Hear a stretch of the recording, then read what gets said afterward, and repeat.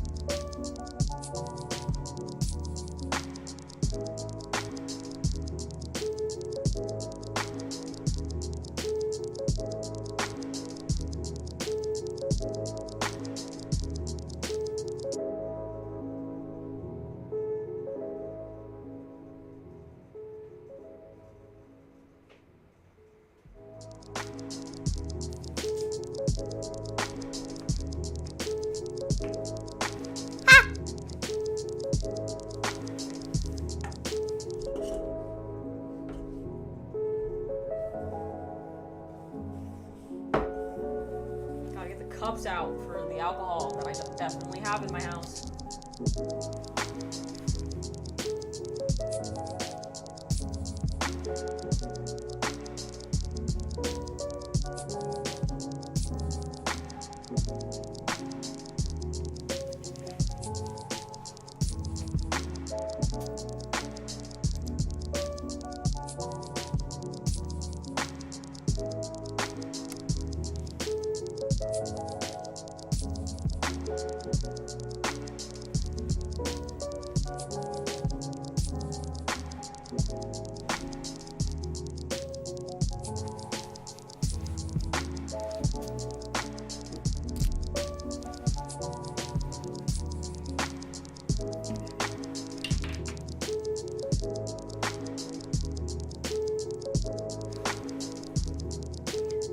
Thank you for the gifted sub, Fitness Dick in her!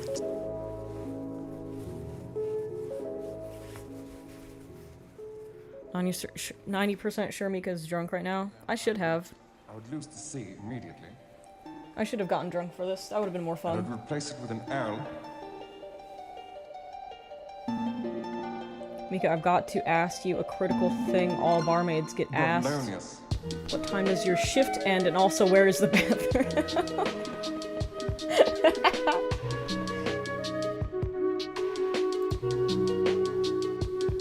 You forgot to ask me what's the license plate number of my car and what my address is. What kind of car do I drive, and where is it parked? What portion of the bar parking lot is your car at?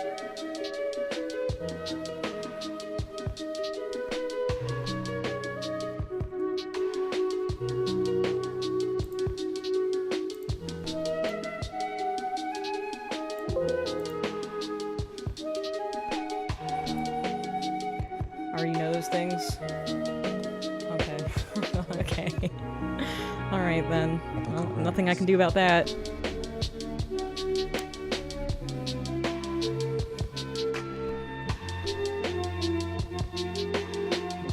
You have a boyfriend is another big hitter, I reckon. That's Bravo. another one that they ask bartenders all the time. Center. Hey, what are you doing later? You're making eye contact with me, and you're giving me alcohol that I paid for. Clearly this bitch is into me. And it's that easy. Honda Civic for sure, close. It's a Honda, it's just not a Civic. Mika, take a Xanax. I don't have any. I don't have any Xanaxes.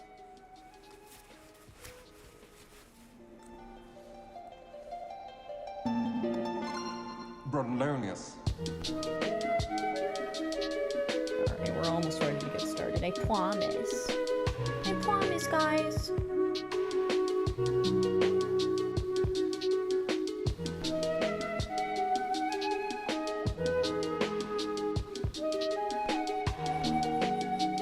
Gotta ask the waiters for the numbers. I drive a golf cart 2 payments left.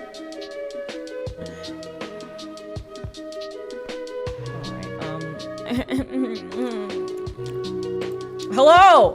Look at my bar. That's totally real and not a green screen. It's a real thing that's in here right now that you can see. Look at it. Look at all the alcohol that I definitely have in my house. And I can extend my arm infinitely backwards and never touch it because it's just it's yep. Green screens are cool. Oh god, I should have done this a long time ago. There's infinite possibilities with this fucking thing. Bravo. Here's my outfit. It's not a barmaid outfit, it's just a dress that I have, that I wear in real life. So here you go. Mika would look cool driving an Impala. I don't know what an Impala is. I don't know what that is. My office is full of green screen walls. Do you perhaps work in VFX? And if so, I'm sorry to hear that. Thank you, Skinny Peen. Thank you, Skinny Peen, for the sub. My hair is green. It's always been green. There's nothing behind me. I dyed it green for bartending. That's how you know I'm a bartender. All bartenders have green hair. Brondonius. That's normal. Can I be your bar bouncer? We already had Milko bounce people for the audio responses that you guys gave me through the Google form. So I haven't heard any of these, but Milko has gotten rid of the weird ones in advanced. So if you left me something weird, it didn't make it to the stream. Sorry. We're taking this very, very seriously. Do an endless falling pit as a background. Hennessy, please, stirred. Well, we don't have Hennessy. We're all out of that. We got milk though. I can pour you a nice hot glass of milk. Here, we get bottoms up. Look at that delicious white supremacy goodness. It's good for your bones. Here, chat. Have a sip. Have a swig of delicious the milk that Hitler would have wanted you to have. Here you go. All for you, dude. Delicious. Delicious milks. I'll lower the music a little bit. When I was recording just to test it out, it's always like not high enough for me, but I guess I just like loud music. But I'll lower it just slightly. Yeah, boiling hot milk. Spiked egg. Oh, it's fucking November. That's like the only good thing about November is that eggnog comes out. I love eggnog. Oh yeah! That's the stuff! Thank you, Lantern Shark, for the delicious milk. Thank you for paying for my milk tonight. Hello, it's my favorite streamer, bartender, Michael. I saved up my good boy points to be disruptive again. One slow burger please on table 7. We don't have any slow burgers. We've got milk though. In case you were interested in perhaps a delicious slow milk. A slow milk for the gentleman. But yeah, so we're doing a bartender stream. If you were made aware of it through the Discord or other means, I have a Google form. I'm no longer accepting submissions, but there were submissions earlier in the last 24 hours where you home right now, you could have submitted a audio message between 1 and 2 minutes about your problems, because, you know, therapy is expensive.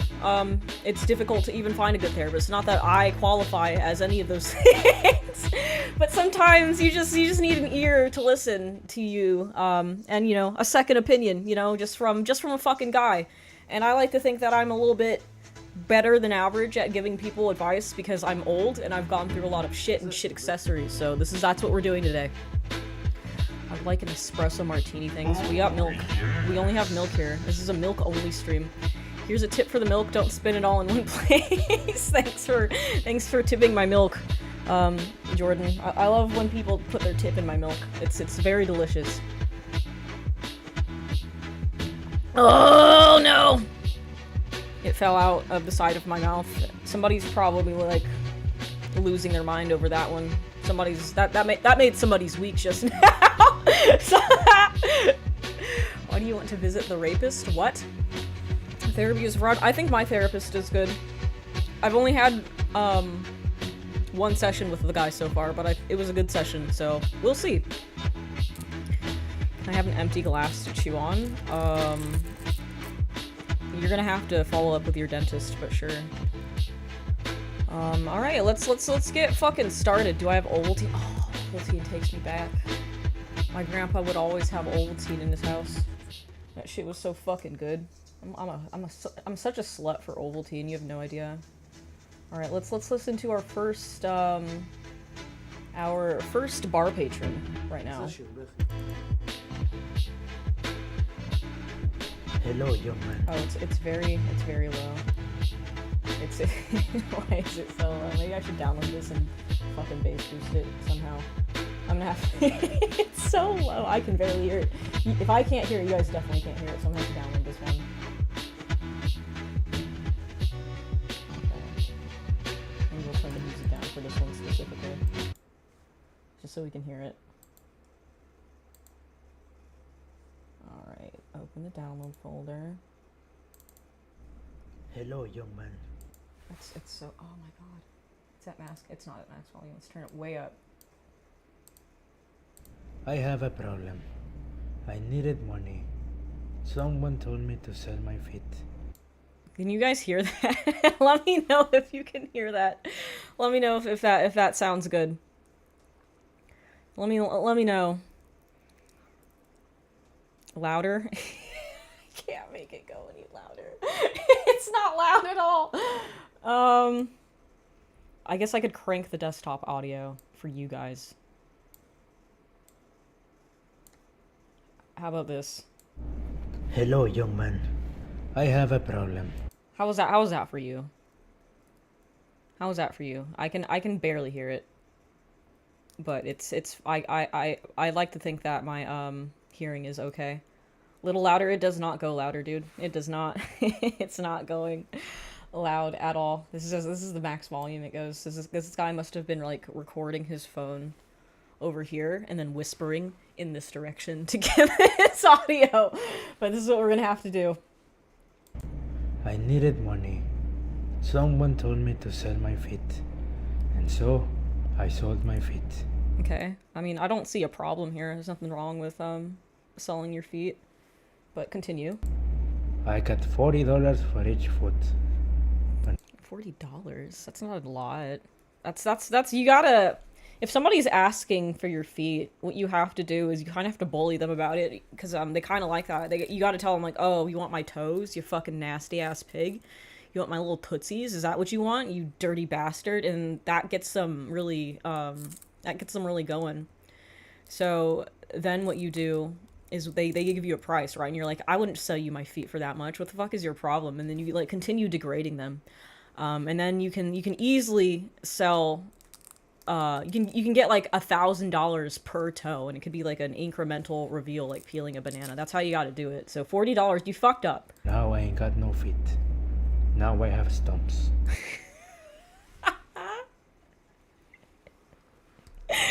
Oh, brother. Oh, that's not what you're supposed to do. And I wanted the money to buy some Jordans. And now I cannot wear my Jordans because I have no feet. I only have stumps. My question to you is... My Jordans. I'm sorry I'm making fun of your accent. I just think it's so cute. I've never heard anybody say Jordans as Jordans. I'm gonna start calling our Jordan hearing. Everybody start calling thirsty nerd Jordan. That's his name now. My Jordans.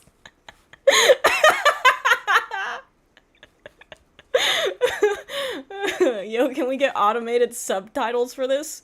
Unfortunately, I don't know how to fucking do that. I do not know how to do that. Okay, I'll have to translate for you guys.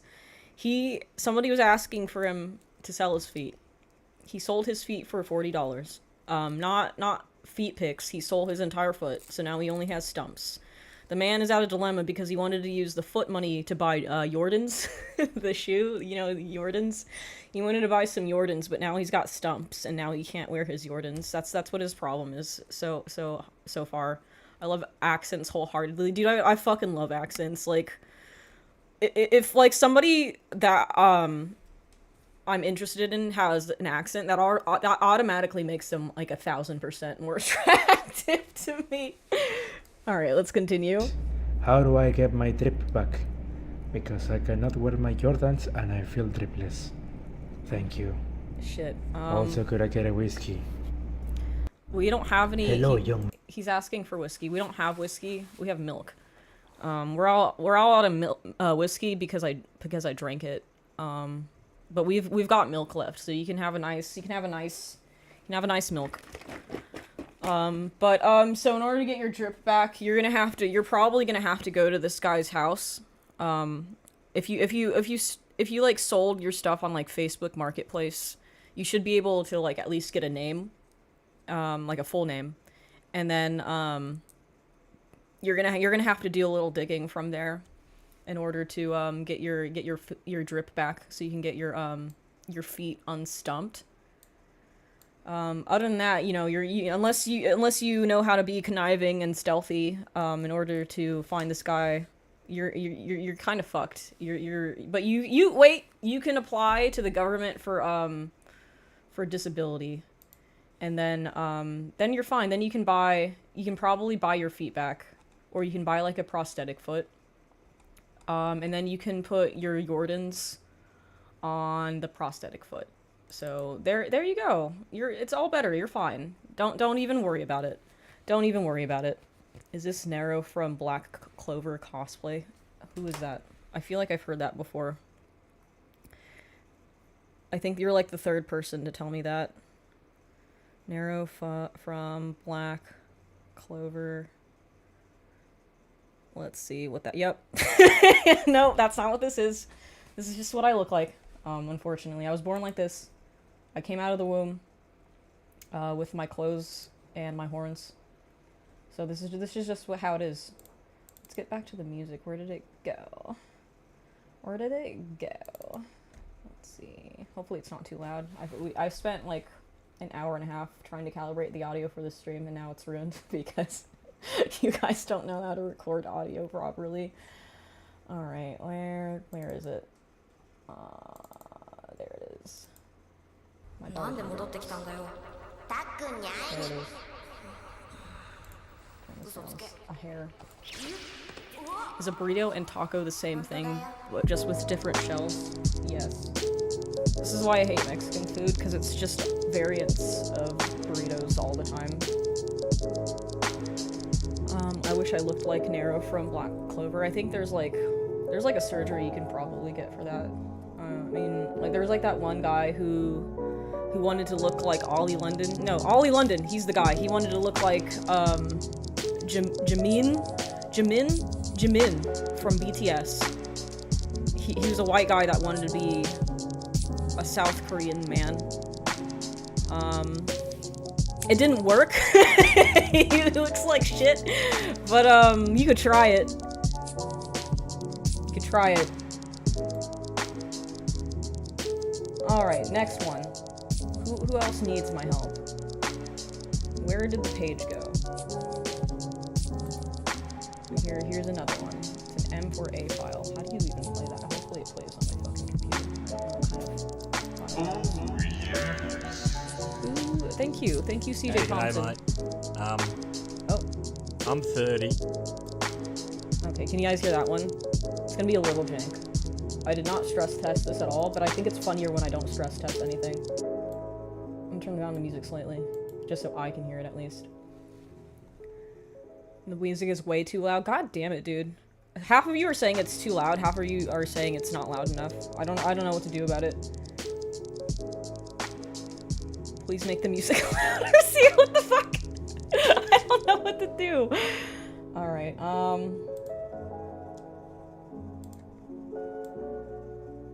how's that? How's that? Music is perfect now? Milk is too loud. Oh my god. This is what it's like teaching kindergartners. Because that's what I used to do as a job. I used to teach PE for kindergartners, and all of them are just like, oh, it's too loud. No, it's not loud enough. Oh, he hit me. Oh, teacher. And that's what streaming is exactly like. So this is we're not touching the music anymore. This is what we're doing. Hey, g'day, mate. I'm 30, and I work an office job. Yikes. And I'd like to pursue art. I think painting or traditional like art or digital art. But I've got TISM, and it's really hard for me to start something new and then like stick with it. You better hide that So big I've ass forehead. I should have turned off sound alerts for this. stopped and start art for like fucking years.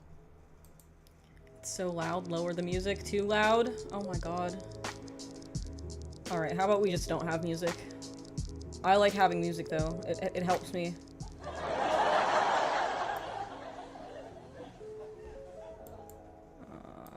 No, I didn't want it to start over. God damn it.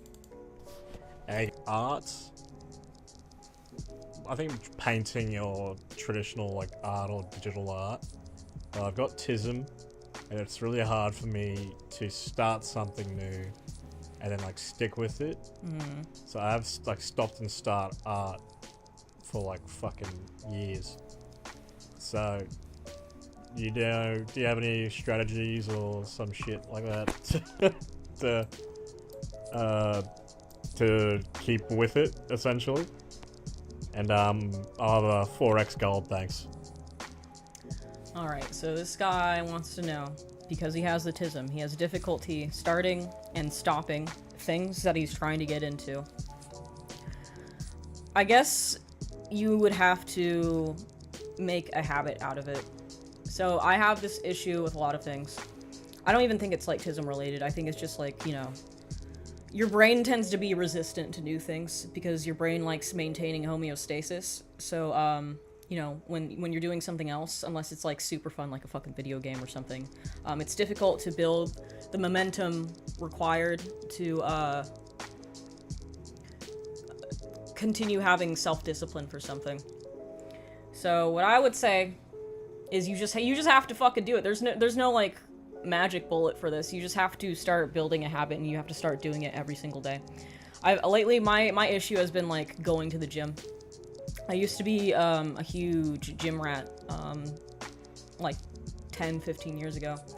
And since then life has gotten in the way, and I haven't been as persistent with it, to the point where I'll go like months at a time without going. The only way I've found that combats this is I just have to fucking do it. I just have to make myself go, and then there are days where I just don't want to work out at all. So what I'll do instead is I'll just get ready for the gym. I have no intention of actually doing it, but I'll get my gym clothes on, and then I'll drive to the gym, and then I'll sit in the parking lot. I'll sit in the parking lot for like 10 or 20 minutes. And if I still really don't want to go to the gym, I don't go. But most of the time what happens is like, fuck it, I'm already here. I might as well stop wasting time scrolling on my phone and just go get a quick workout. And, you know, sometimes just a little shitty workout is better than no workout. And I imagine you could just do the same thing with your art. I've never, you know, had this problem specifically with art because I like drawing. So I kind of always want to do it unless I've gotten like extremely burnt out on it. But that I have a different strategy for that if anybody's interested. But yeah, you just gotta make yourself fucking do it. If you do it every day for like maybe 5 or 10 minutes for a month, that's like enough to build a habit to the point where you feel weird if you don't do it. And this is also what I've been doing lately with meditating every day. Because, you know, who wants to meditate? It's really boring. You're just sitting by yourself quietly without your precious rectangle. You don't want to have to just be without your precious rectangle and alone with your thoughts. But I've been able, just by forcing myself to.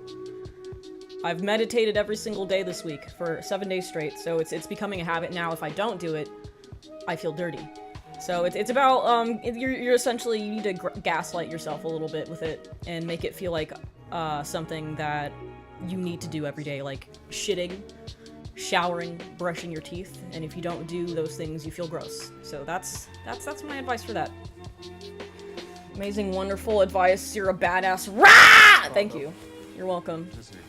Meditation makes me feel so much better, but it's hard to keep up. Yeah, I'm at the point now where I just like, I have to fucking do it. So yeah, it's just building the habit. You have to, because your brain is like plastic, right? That's why they call it neuroplasticity. You have to build that pathway in your brain, and you know, it's difficult to do that. But once you pave that pathway in your brain, it's difficult to not do it. So you gotta just trust the process a little bit. After meditation, next step is spiritual awakening, and then you start collecting crystals. I'm on my way to doing that. I got a bunch of obsidian in a bag. I was told to get a bunch of obsidian in a bag and like sprinkle it around my house to ward off the evil. So fuck it. You know, maybe it does something. We'll see. Can't hurt. Worst that can happen to me is I lose like $10 that I use to buy obsidian crystals. So, you know, might as well. Obsidian is dangerous. Why? Why? If it makes you feel better, it works. Just use salt. Well, I was told it was obsidian, so I'm going to listen to the guy who told me to use obsidian.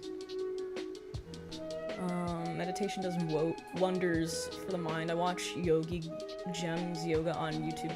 It's really good. I'll write that down. Holy fuck, she's crazy hot crystal girl. Am I becoming that archetype type? I'm not really a yoga person. I'm more of like a weightlifting kind of guy. But I'm not opposed to yoga. I heard you can get like decent gains from yoga because you're stretching your muscles out, right? And when you stretch them out, that's technically, you know, busting them up a little bit, and that's how you build muscle from like strength training. So you can there are gains to be had from yoga to an extent. Yogi Gems.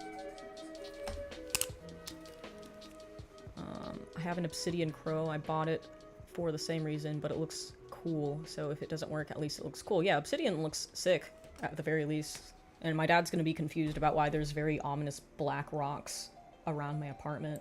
I'm not gonna tell him why. Why? Harmonious. Well, he watches this stream, so I guess now he knows why. Hi, Dad. He's probably at work watching my stream, and now he's gonna have questions about the Obsidian. Oh well. Alright, next one!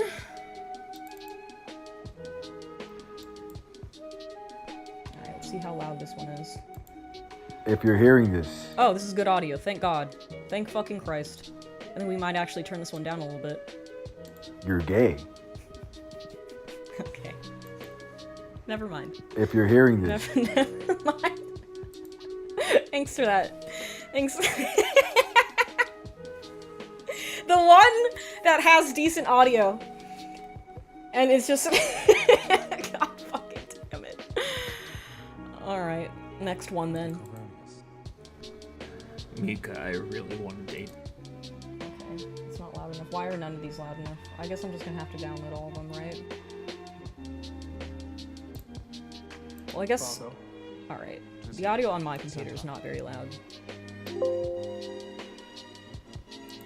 I guess it's difficult to do this with music, but I want the music on, because it sounds cool. And Dingus makes good music. It's at 9. It shouldn't be too loud. Let's see. I couldn't hear it. What did he say?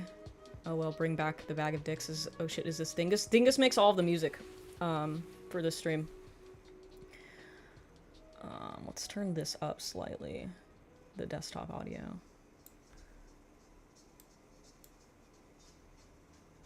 Let's download this MOV file.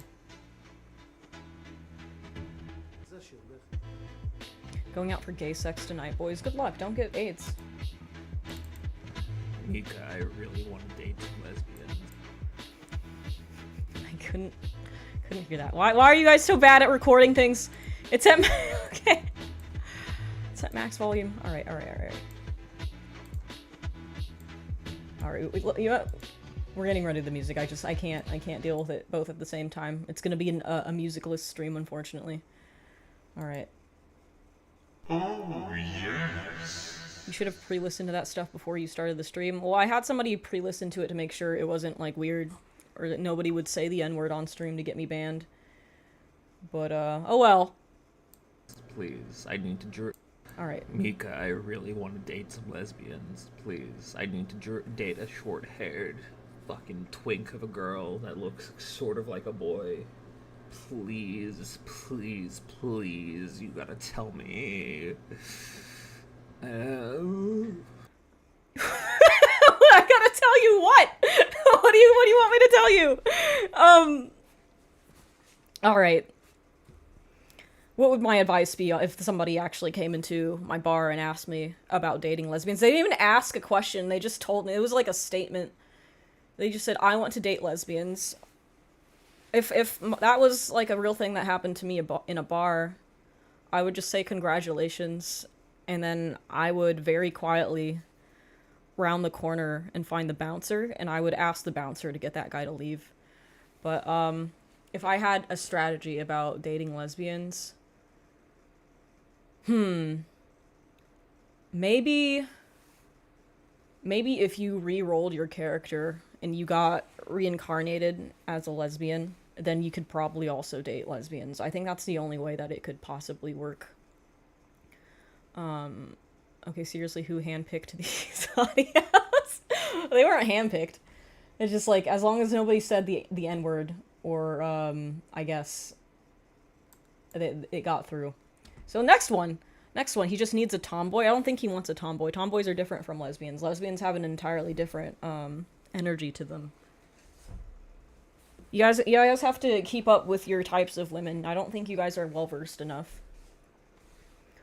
Dating people that are not attracted to you is not recommended unless you want to feel rejected all the time as a fetish. I think there are genuinely people like that. Alright, let's see. That one's too loud. This is a problem, because I can't regulate who's too loud and who's not loud enough. God damn it. This one's a video. I think this person wants us to see the video, but we're not going to. It's because then I'd have to make a widget for that. It's just meant to be audio. I eated my vegetables, but now they are all gone. Bartender, I need help.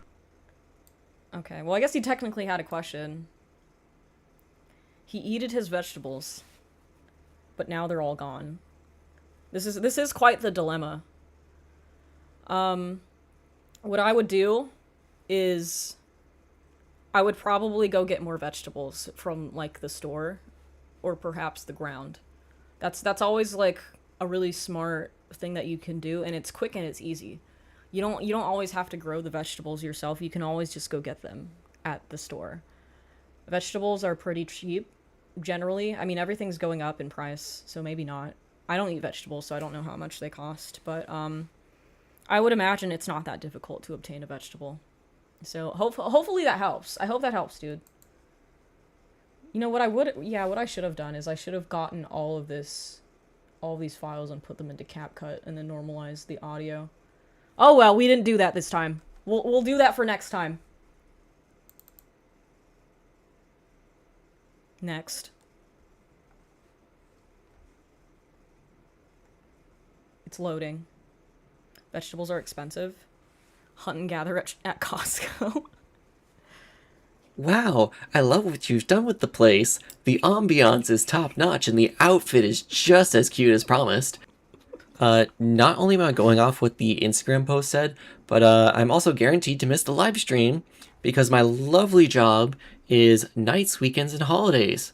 I mean, sure, it's terrible that I miss, like, literally everything, but the worst part has to be one particular coworker that's just so fucking bad at computers. I've seen him try to turn on a computer monitor before, but I like where this is going. It's going in so many directions. It started out as like role-playing, and then it got very passive-aggressive. massaging the keyboard cable. Like, the cable is wicked long because it has to go pretty far, but part of it is just like bunched up and tied together, and he was just massaging it like it was fruit at the grocery store. Like, he eventually gave up and just walked away from the monitor without ever turning it on or getting help. So I just kind of came up behind him and pushed the power button. Like, I don't care what you or anyone else says about their lack of computer skills, you will never be as bad as this guy is. Like, the computers are mostly there. Why? Why is it being such a sussy baka all of a sudden? Please anchor yourself to my monitor. That would be great if you could just like do that. Do I have to fucking tape this thing? I might have to tape it to the back of my monitor. It's just, I think it broke when I moved, maybe. How's that? I'm gonna get duct tape. I'll be right back. We'll turn the music on while I'm not here. I need duct tape.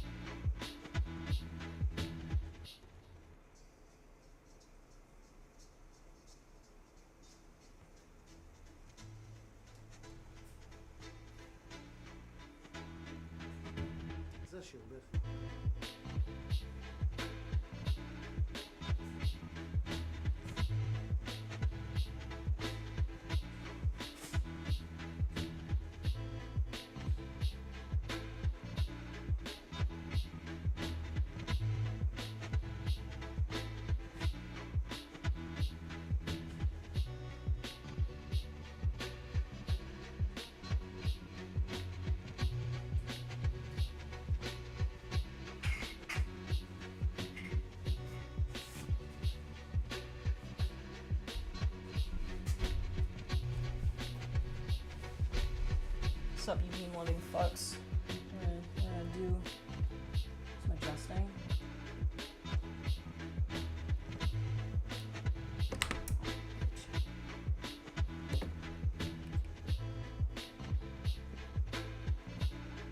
I swear they make these things so that they do this on purpose.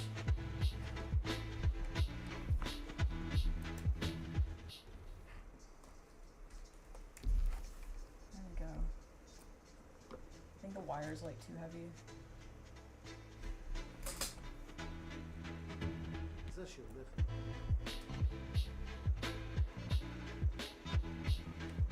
gonna be worse, actually.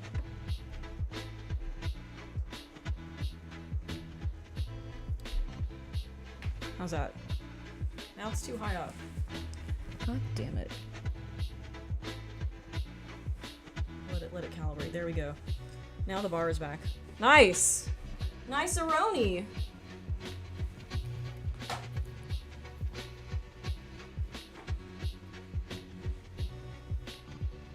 She's revealing the Matrix while moving this camera. You're breaking the illusion? No. Your suspension of disbelief is just too weak. Your imagination just sucks. I'm not doing anything wrong. I've done nothing wrong. Oh, the lower left corner. Don't worry about that. Don't worry about that. We can, no. Oh, yeah. There we go. There we go. All better. Thank you, Yakub. Wait, we're not actually in a bar. Yeah, we're in a bar. Don't worry about it. Okay. We're in the bar. What do you mean? We've always been in the bar. We've never been anywhere else. This is not a live stream. It's just we're in a bar right now. Oh fuck. There we go. Now we're in a bar. Cool. We're barred up. You ugly bald bitch. We're barred up. All right.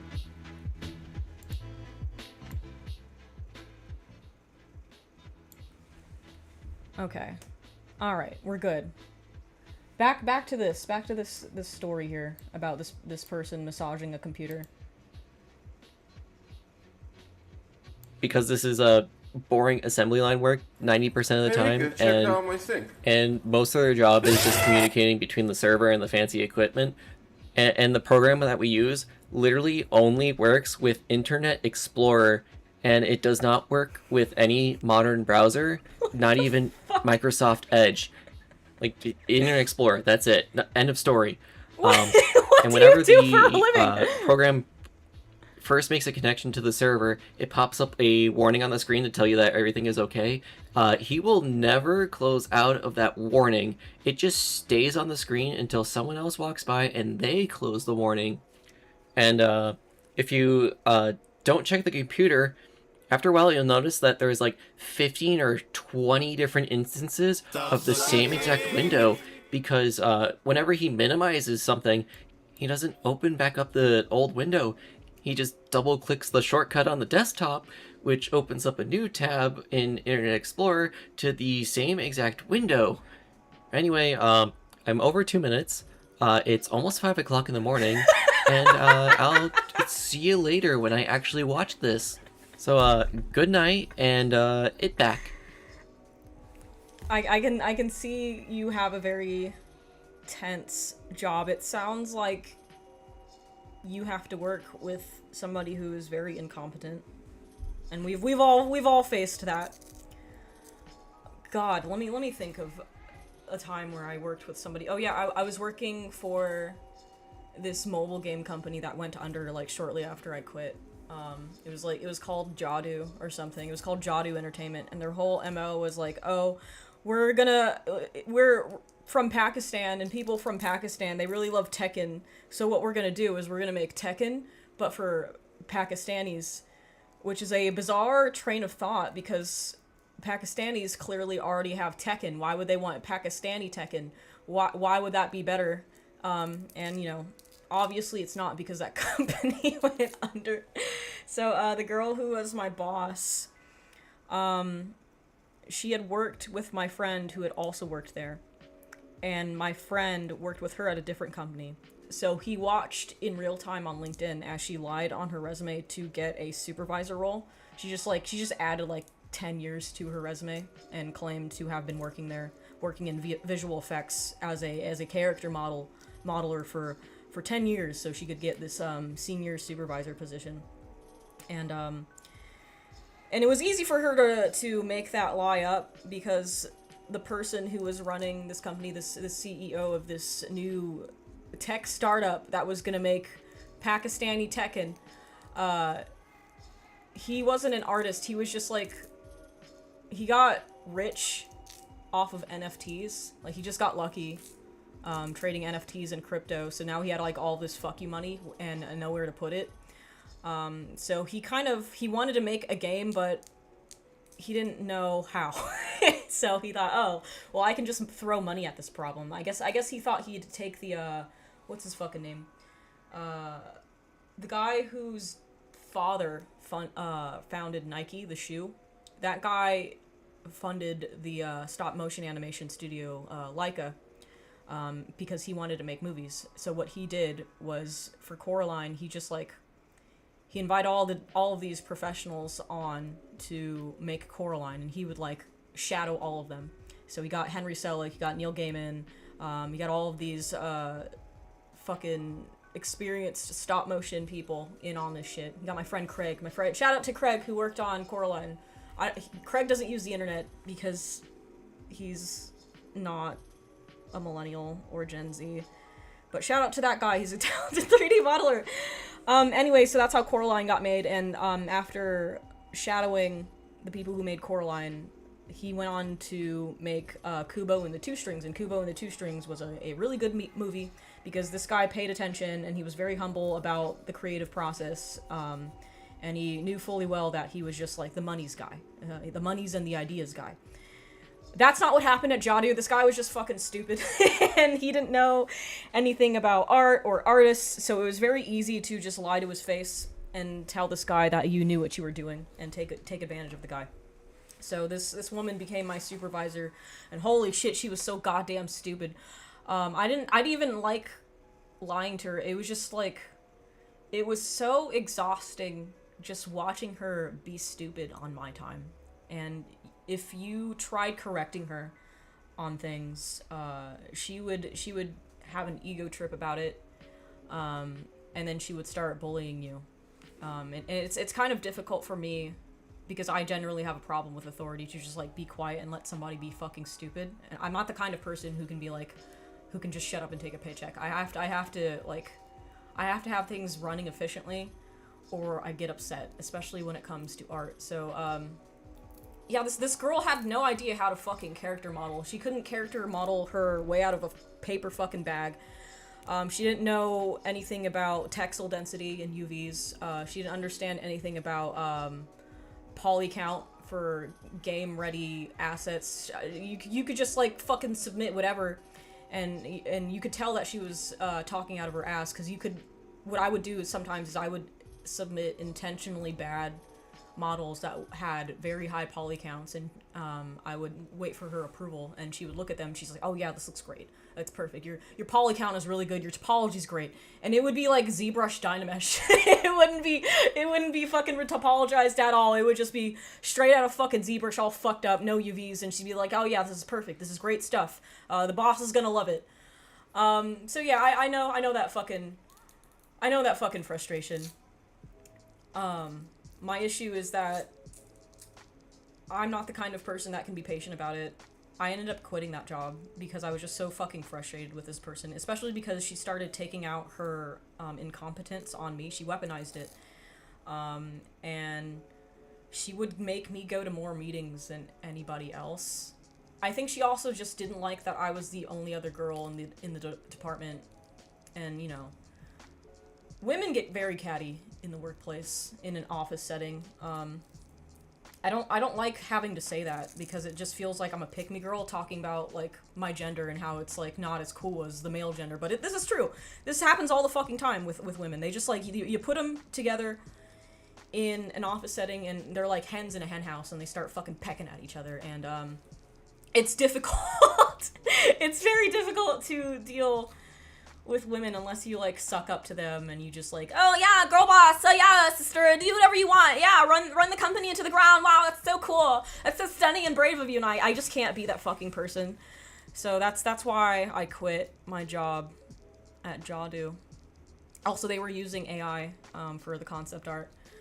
But yeah, you know, if anything, good on you for being more patient with somebody who's clearly fucking retarded. I guess I wouldn't say that you should just, like, go and quit your job, because things aren't looking very good in the job market right now.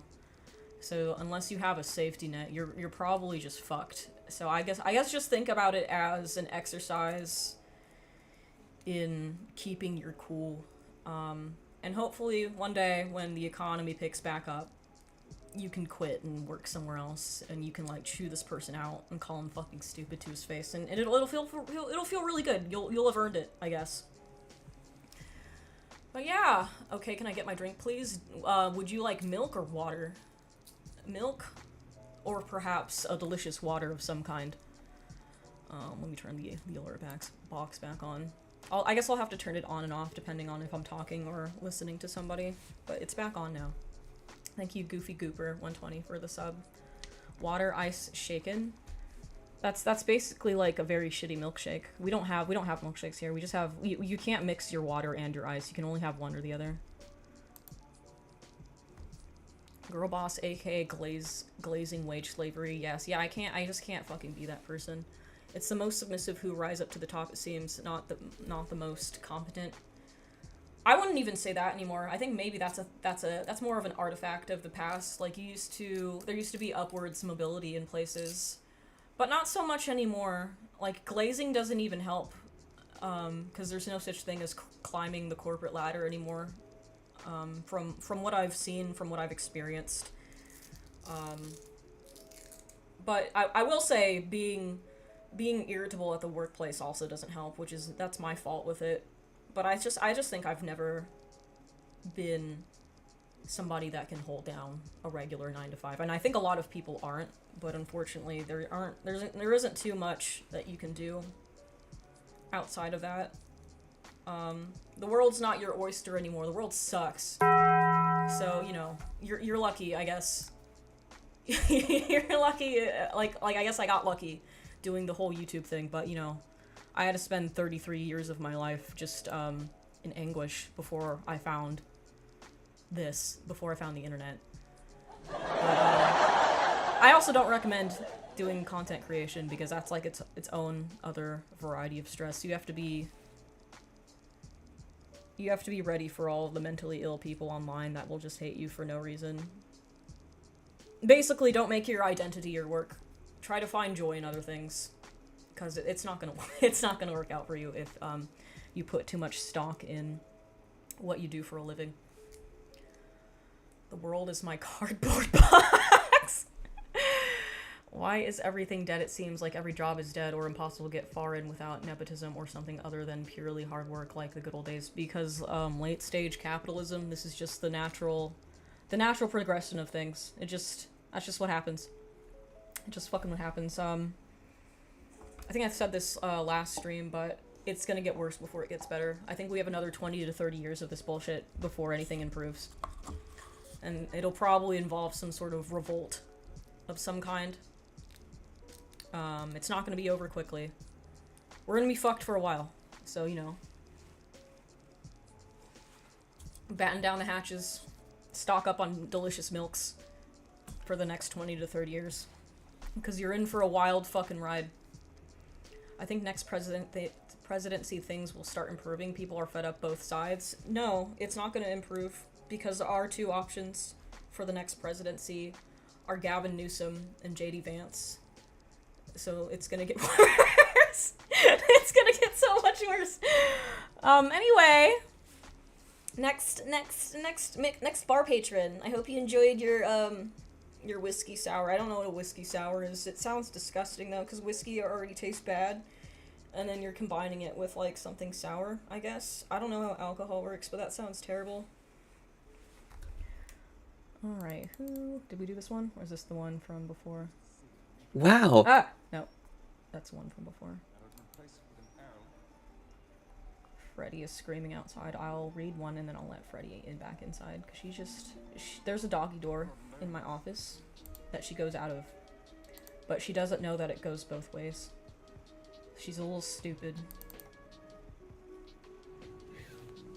Hey, what's up? It's Digi Inspector / the Bog Monster / the Bog of Eternal Stench Dude. You may know me for my bad memes and my horrible art.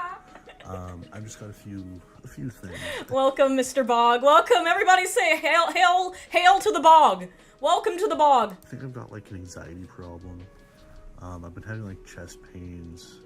I went to the doctor recently and they said I had like inflammation in my chest. Oh, Jesus. But like, my phone is just right there and I can't help. Why does my forehead look so big right here? I can't Your help forehead's fine. but just like look up symptoms and stuff. And it's been freaking me out. I'm also worried that, you know, the stuff I make is gonna take me nowhere. As somebody who likes to create things and is a creative. I also have that problem where like I can't like get myself to sit down and draw because I'm like all the time, you know? Common problem. It's just an endless cycle of pain. I don't know how else to describe it, but I hope that if you have some insight, I'm trying to go see a therapist and figure out what's wrong with me.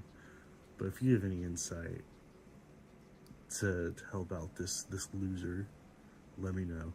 Thanks. All right. First of all, you're not a loser. You gotta stop being mean to yourself first and foremost, because that will influence how your brain calculates things in your environment. You know, there's something to be said about being too negative. That does affect things in your brain and in your body, and that will manifest physically. So you have to have a better opinion of yourself, first of all.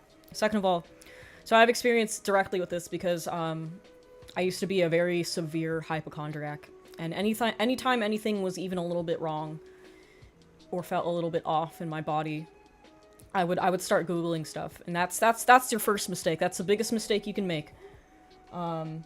Don't do that. Don't Google your systems. What you should do, and this is the only good use for Reddit, you type in your symptoms, and then you add Reddit to the end of that sentence, and then you Google it. That way you don't get like a WebMD answer, because if you look it up on WebMD, if you say you have a headache on WebMD on Google without typing anything, it's going to pull up a WebMD article about brain tumors, and then you're going to fucking think that you have a brain tumor, and you don't have a brain tumor. And you don't have a brain tumor because usually for brain tumors, and I know this because I used to Google this shit all the time, headaches are like the last symptom you have before you die, because your brain doesn't have nerve endings in it. The most you can feel is increased intracranial pressure as the brain tumor expands inside of your fucking skull, and that's when you start getting like seizures and headaches and stuff. So it's probably not a brain tumor if you're getting a headache. Just FYI. But yeah, if you type in headache, or in your case anxiety issue, chest pain, into Google, and then you write Reddit after, then you're gonna get real answers from people who have had your very specific symptoms. And those people will tell you that, okay, it's probably just, you probably had fucking heartburn, for example. You have diarrhea, and it's radiating up into your stomach. It's giving you heartburn. You're not gonna have a heart attack. You probably have to shit, and you probably have to stop eating really greasy food. But it sounds like you do have some sort of anxiety disorder. And that's a mental thing. And when you have mental things, like what I said earlier, mental things will affect your physical health. So you probably should see somebody about that. But I understand that seeing somebody about that isn't possible for a lot of people. Finding a therapist isn't easy. Finding a psychiatrist that takes you seriously and doesn't think that you're just like some benzo drug addict trying to get Xanax, it's difficult to find that too. So the answer that nobody likes hearing, but it's the best answer, is you exercise. Do some cardio, exercise 3 times a week. It's insanely fucking good for your mental health. Exercise and meditate. It's what nobody likes hearing, because everybody wants like the magic answer. Everybody wants like a pill or something, there's no pill for that. I guess you could technically take Xanax if you were to get a prescription for that, but Xanax, it's highly addictive. And if you don't have access to it after you've become addicted to it, you get the fucking shakes. So it's like putting a Band-Aid over a fatal gash in an artery. It's not going to work. It's maybe it'll temporarily relieve things, but overall it's not helping. There are some internal things that you have to conquer first, and the best way to do that is just like exercise first, and then if you can, find somebody to talk to about it, and get to the root of why you have that anxiety. Just do a shit ton of meth and you'll feel great, no downsides whatsoever. Sure. Don't listen to that guy. Don't listen to that guy. But you just, and it sounds like you have the same self-discipline problem that somebody else was having earlier, and you can only relieve that by just doing. You have to just start something. Don't worry about if it's going to be good. Don't worry about if it's going to make you money. Just do it, because clearly you want to do it, because you can't stop thinking about it. And if you pursue it and you keep going with it, eventually something's got to happen, right? Is if you put enough energy into it, eventually things will work out. But my whole MO. My whole MO is telling people that they shouldn't pursue art professionally, because then you have to listen to other people telling you what to do about it. And I personally fucking hate that. Also, the art industry is not good right now. So I would pick something else. I would continue doing art, but just as a hobby. And as for like a professional thing, just try to find something that you don't hate. Find something that you can realistically do for 8 hours a day without wanting to go up to your boss with a gun. Without, fantasizing about, pushing your boss off of a building. That's kind of the best you can hope for these days, with everything being so soul-crushing and dead-end. Just try to find something you don't hate, and then don't stake your identity on it. Don't get emotionally attached to it. Find fulfillment in other things in your life, and that can just be your hobbies. And I think that's ultimately the best way to live your life at the current moment, is to, first of all, don't compare yourself to other people. And then just try to be happy with, things as they are. And, appreciate every day. Because, at the end of the day, at least you have, all of your limbs. You're not working in a cobalt mine. You don't live in fucking North Korea, and you're not starving. So just try to find joy in simplicity. And I think this is something that kind of affected my mom a lot throughout her life. Because my mom, she wanted to live this glamorous life as an actress. And I think that got her down a lot of times. But the grass isn't always greener, because you look at these celebrities, and how often do you see them on like TMZ, and they're buck ass naked in the street, high off some fucking drug, because they don't know what to do with their lives, because they have so much money and so much free time, and they spend all their time on social media looking for clout. And it's not all it's cracked up to be. We're living in times where we've not evolved as a species enough for what technology is doing for us. So I think it's important to just take a step back and just don't worry about all that shit. Just enjoy the life that you have, at least a little bit. And exercise, that helps. Sounds like the dream, to be honest. You mean walking around with your dick out on Hollywood Boulevard? I disagree. That bit of Justin Bieber buying drugs in the hood. What? I haven't seen this one. If I spend more than 4 hours a day long animation, I want to cut off my legs. That's how I started to feel about 3D modeling. It just got to be something I fucking hated, because somebody was making me do it for 16 hours a day, and it lost all of its joy. Imagine if the Pakistani Tekken had DLC, but every time you tried to access it, you would be taken to a screen that told you not to redeem. I think you're getting Pakistan confused with India, but I appreciate the joke. Working in the weed industry lost all its joy. See, that's what I'm saying. Like, the things that you like doing, the more you do them professionally, the more likely they are to lose their joy. And it doesn't matter what it is. It could be art, it could be working in the weed industry, it could be being an actor, it could be fucking anything. If you spend too much time doing it and it creates this pool of stress that you have to step into every day for 8 hours, you're gonna start hating it, most likely. Thank you, SchizoFlowState7481, for the super chat. A single plum floating in perfume served in a man's hat, please.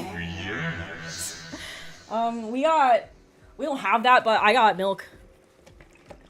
I got milk. I also have Play-Doh, which, it smells really good, but it's very salty. So it's kind of like, I've never understood people who like fucking, what's that fucking drink that my mom really liked? The one with the tomatoes in it? The one that's made out of tomato juice? Bloody Mary, that's the one, and it's got like salt around the rim. Like, why are you drinking that? It's like, I imagine it's like cold soup. Like, why do you want that so bad? It's like a wet sandwich. I don't understand. But, you know, if you like Bloody Marys, you'll probably like chewing on Play-Doh. Could be worse. You could have stumps and not be able to wear your Jordans. Yeah, it could be worse. Like, I'm not the kind of person who says, like, oh, be grateful for what you have, because there's always gonna be somebody whose life sucks more than you. Like, that's not what I'm trying to say. It's, because misery is, it's relative, right? If you're like a 4-year-old child that dropped their ice cream on the floor, that's gonna be devastating, and it doesn't matter that somebody else, is poor and can't afford ice cream. That's just what you're experiencing in the moment, and that's like a valid emotion, and you shouldn't let people like minimize how you feel about things. I'm just saying that you should, in addition to realizing that your misery is valid, you should also be grateful sometimes, because yeah, it could be worse. It's like a balance between those two things. It's not great, but it could be worse. But it's also okay to feel bummed out about it. Does that make sense? It makes sense in my head. Life is pain. Anyone who says otherwise is trying to sell you something. I agree. Like, you can tell people who, you know, seem to have it all, they're intensely miserable, like fucking Elon Musk. Elon Musk is obviously a very upset person because it didn't work out with Grimes. That guy is clearly not happy, even though he's the richest fucking man in the world. So, you know, try to find joy somewhere, even if it's not as glorious as you think it is. Even if it's just sitting in a park and admiring how crisp the air feels in your lungs. Sometimes that's just all life is all about. Technically, that's what it should be about, because, you know, at the end of the day, we're animals. We're not engineered to be sitting at desks and chasing clout and grinding all the time for money. We're meant to just be like, you guys ever see those videos of bears that just kind of hang out? They just hang out and they look at the sky, and they're just content sitting in the sun and being warm and having a salmon or here or there. That's really what life is all about, because you're a fucking animal. You're not meant to be doing what you're doing right now. We're not meant to be like perpetually staring at a fucking rectangle for 16 hours a day. Alright, I'm gonna let Freddy in because I can hear her screaming supersonically and it's upsetting me. She doesn't know how to get back in through the doggy door.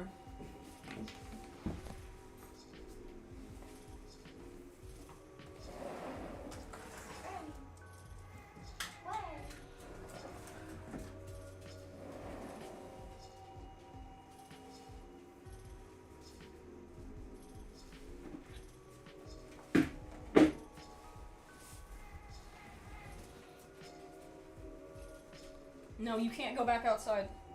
You've lost your outside privileges. Oh, yes. Thank you, Doggy Chunks, for the sub. Thank you very much. I can't believe you didn't just hit Freddy with the shot collar. I could have, but, I don't want to increase my electricity bill too much. Maybe next time. Maybe next time. If I get as famous as Hassan, then I'll have unlimited electricity because I'll have $1 million, and then I can shock Freddy as much as I want to. I eliminated modified food starches and refined sugar, lost 37 pounds, gained focus, did nothing else new. Did that help? Do you feel better? Because sometimes you can do all that shit and it still doesn't, like, fill the void that you have. I think, you know, sometimes joy is something that you have to do manually. You have to remember that it's a cosmic miracle that you're here at all. And, that's kind of cool, isn't it? Even if life really sucks, it's kind of cool that you exist at all. If you have nothing else to cling on to, just, you know. Because I think cosmically we chose to be here somehow. Like, we're here on purpose. I don't think it's like a coincidence, but it's also a miracle at the same time. So just keep that in mind. Oh, yes. Oh, yeah! Thank you. Thank you, Jordan. Thank you, Jordan. This is the GoFundMe for getting Freddy Shock. Thanks. Thanks! Joy is an act of resistance. I like that. I think that's a good way to put it.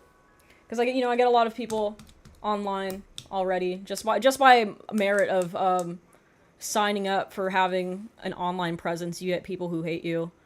And I think nothing upsets them more than knowing that despite all of their, shit talking, that you're still happy. And you're having a better time than they are. So, be happy as an act of defiance for the people that hate you. Fuck those people. Alright, next one. This mantra kept me alive through the worst episode of my life. If you feel like you can't achieve happiness, your life, strive for peace instead. A peaceful life can be as fulfilling as a happy one. That's a good one. I like that.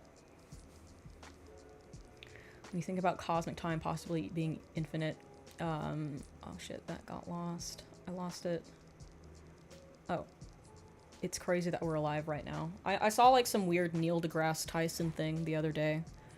Our proverbial black science man who was saying something like watching the light from a star is different based on whether or not you personally are like moving around, because your motion affects time somehow at that great of a distance. So if you're sitting on a park bench and the person next to you is running and you guys are both looking at the stars, you're seeing a different set of photons from millions of years ago, and they're seeing some from like millions of years earlier or some shit like that. Shit gets all fucking weird on the macro level, and nobody knows how anything works, so that's kind of cool. Alright, next one. My ex cheated on me in a threesome, and my new girlfriend and her friends stole like 50 grand from me, so that's, yeah. Kill them. Oh, Jesus fucking Christ. Hold on. Let me listen to that again, because that was 7 seconds. And a lot to unpack. I'm gonna play that one again. My ex cheated on me in a threesome. Your ex cheated on you in a threesome. And my new girlfriend and her friends stole like 50 grand from me, so that's, yeah. I wish I had more context to this. Oh, yes. Because that's really fucked. And I'm very sorry. Like, getting cheated on is one thing. I think I would be more upset that somebody stole 50 grand from me. Because, we live in tough times. It's hard to have 50 fucking grand. I don't think most people have that much money saved. I think maybe most people are living paycheck to paycheck. And maybe they have, like, $10 sometimes as a treat. I'm sorry. I don't really know what to say about that one. I guess, do you have proof that this happened? Like, can you go to the police? Can you sue these people? That's fucked. I have $1.37. Yeah, that's how most people have. Like, most people just don't have disposable income anymore. I lost $70,000 in 2023. I have nothing now. Why? What happened? What happened? Jesus fucking Christ. If there's like a paper trail of them stealing from you, I suppose you could always take legal action, because I'm pretty sure, you know, stealing's illegal. Damn, dude. God. I'm like fucking speechless. That fucking sucks. Why would your girlfriend do that? That's fucked. I hope you're not still dating her. I hope if you are, you have access to her car, and what you do is you go for a ride and you have some raw chicken in your possession. And what you do is you just take a little bit of raw chicken, or a shrimp, or a raw shrimp, and then you shove that like in her seat underneath, and she'll never know where it's coming from. Within like a day of it sitting in a hot car, her car is gonna be fucking destroyed, and she won't know why. and she's gonna have to get rid of it because she won't be able to find the source of the stink. It'll just be a ruined car.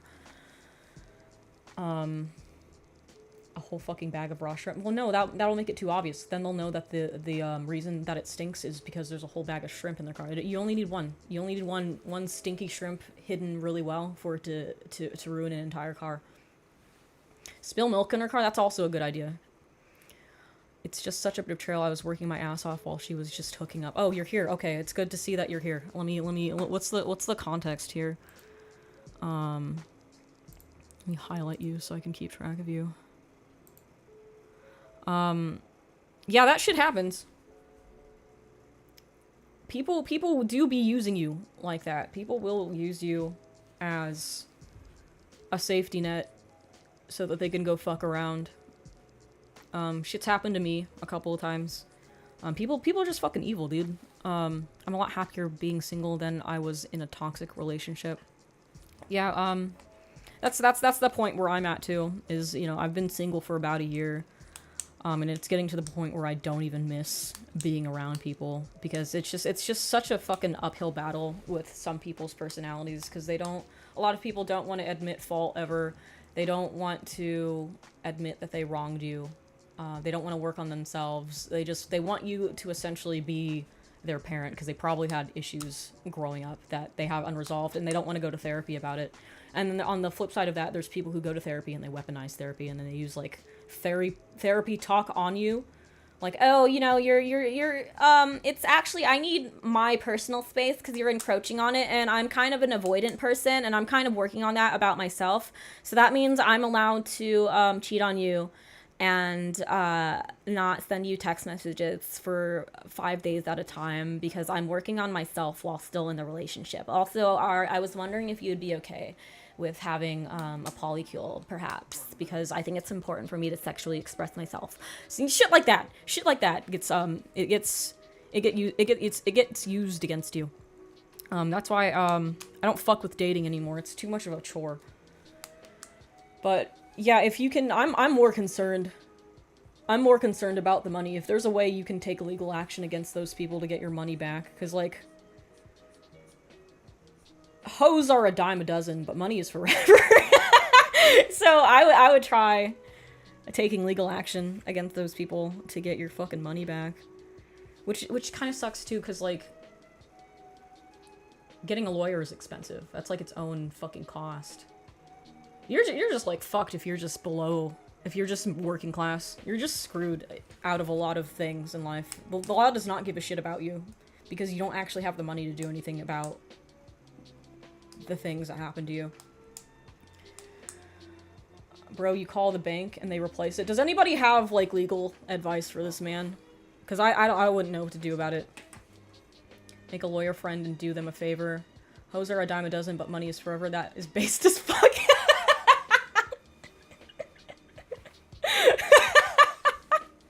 That's the quarter black coming out. Me spitting bars on occasion.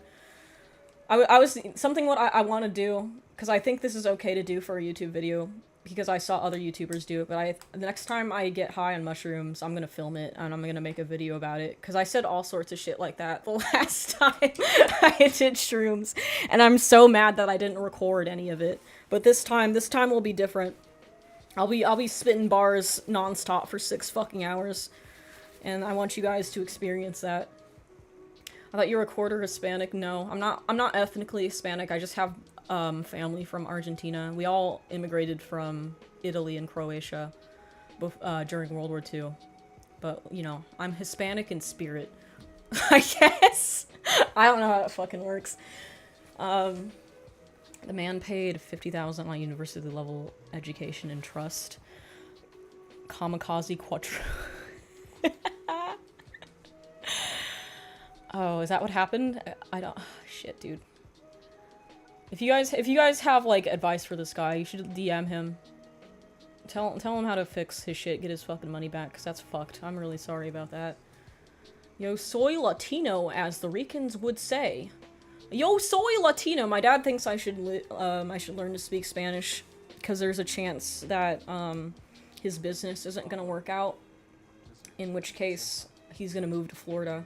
And if my dad moves to Florida, then I have to move to Florida because I don't want to be without my dad. And everybody in Florida, specifically Miami, they speak Spanish. Like, everybody in California speaks Spanish. But what my dad says is everybody in Florida speaks Spanish. Like, they actually that's just how people get around over there. It's like, you know, the second language. You kind of have to know Spanish to get along in Miami. So that's something I might have to finally fucking do, because I didn't learn Spanish when I was a kid because my parents got divorced too early. But yeah, lots of Argentinians in Miami. It's the promised land for Argentinians. I might do that. I might take a fucking college class. Help me get out of the house. Alright, man, I'm sorry about your money. I hope you can get it back. People cheat all the time, there's nothing you can do about that, as people are just whores. People are just whores for real. Alright, next one.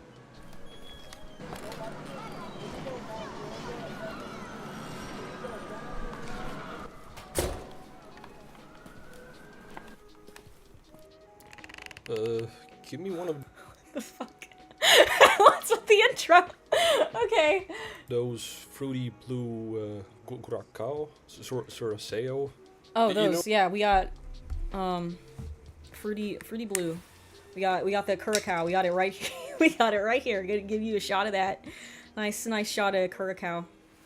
Got you, Chief. Well, just make it a rum and coke. Just give me a rum and coke. Oh, well, fuck you. You can't just change in the middle of it. Oh, what do we got that's rum and coke enough?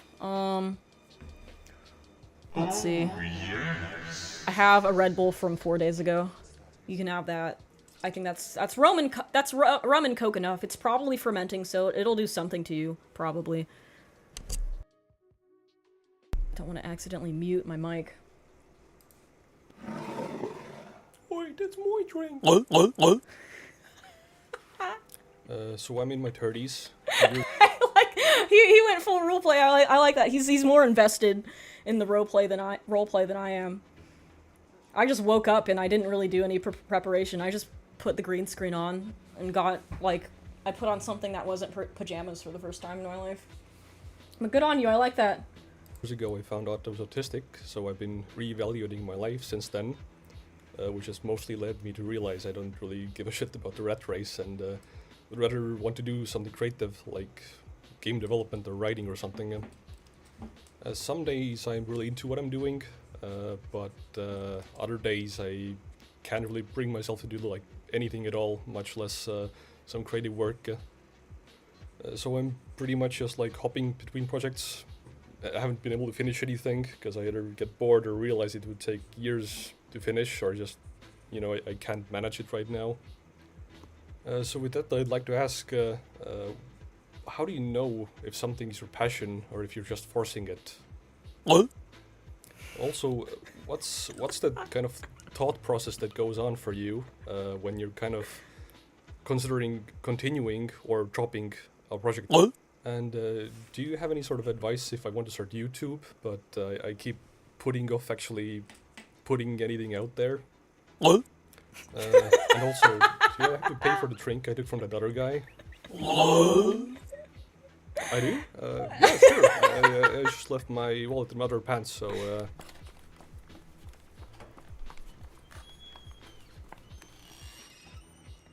Alright. Okay. I think, based on your the initiative you took with, you know, really going for it, really getting immersed in the topic here, I think you could very well be a good content creator. I think you could do it. Usually I'll tell people, hey, don't be a YouTuber. You're probably not as funny as you think you are, but this guy's fucking funny. That was really fucking funny. I think you've got the balls. I think what your problem is though, is that you have a self-discipline problem, like the last two people. So here's what you got to do. Do it! Do it! You gotta put the self-discipline into it. If you want something to get off the fucking ground, you have to just fucking go for it. It's not, there's no easy way to do it. You just have to put in the work. But to answer your question, how do you know if something is your passion or if you're just forcing yourself? You'll figure it out soon enough. If you want it that bad, if you're really passionate about it, you'll be able to make the time for the things that you want to do with your life. I know sometimes it's difficult to want to do that. Like, some days I have my lazy days where I don't want to do jack shit. I don't want to draw. I don't want to character model. I don't want to stream. I don't want to fucking do anything but lay down in my bed. But here's how you tell the difference, is if you feel bad about yourself. If you can just avoid doing work and then you don't feel any mental consequences, then it's probably not for you.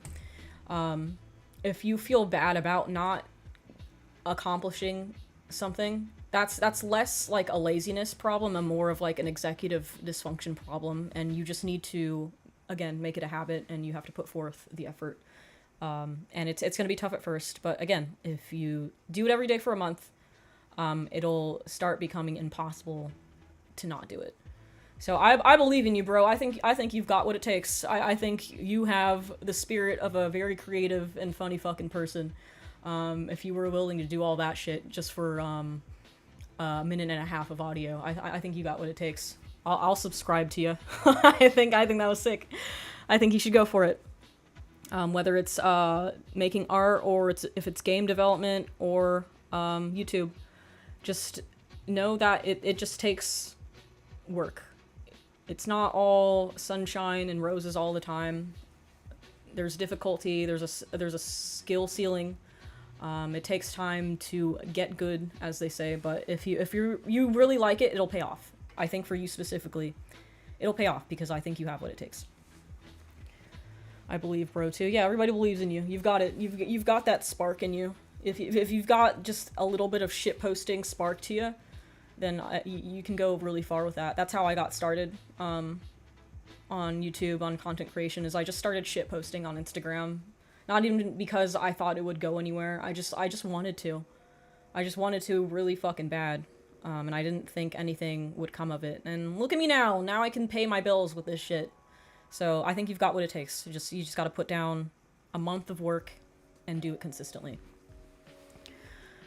We are drinking. Let's go. Yeah, everybody get really drunk. Have a little bit of the Play-Doh that I have so graciously given everybody. Nice, little take the edge off. Oh God! This stuff smells so fucking good. If you don't have Play-Doh, I highly recommend just getting some and giving it a nice huff. Can you dance? No, I'm not black enough for that. Sorry. What am I drinking?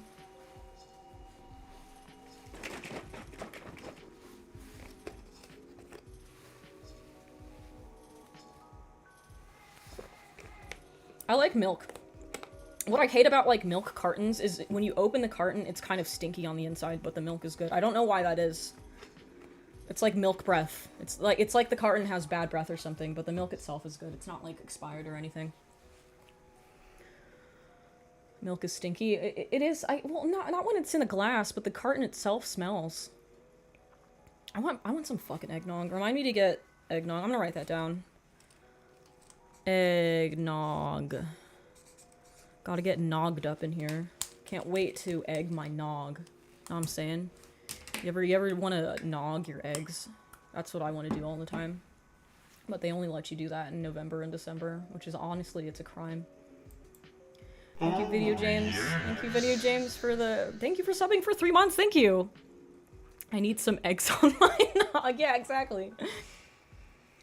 I can't get eggnog here. Where do you live where you can't get eggnog?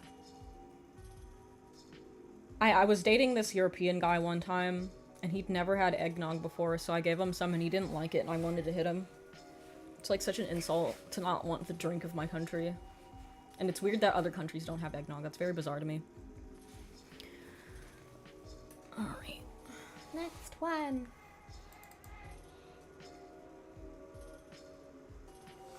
You know, Barkeep, I recently had a falling out with a friend chick of mine.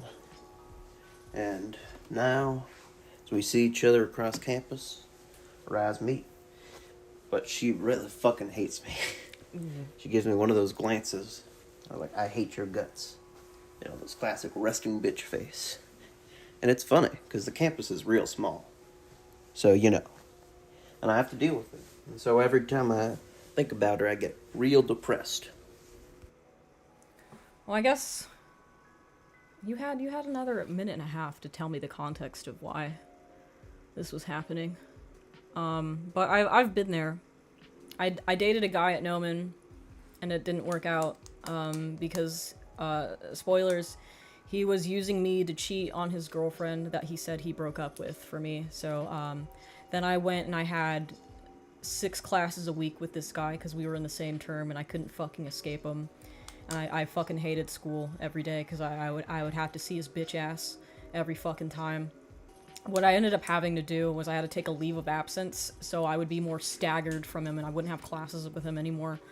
Because that was a very awful, evil, traumatic experience for me. But, I'd love to hear why she hates you, what happened. I'm not like necessarily blaming you, but I'd like to know what happened, because that's the only way I could, give you more input.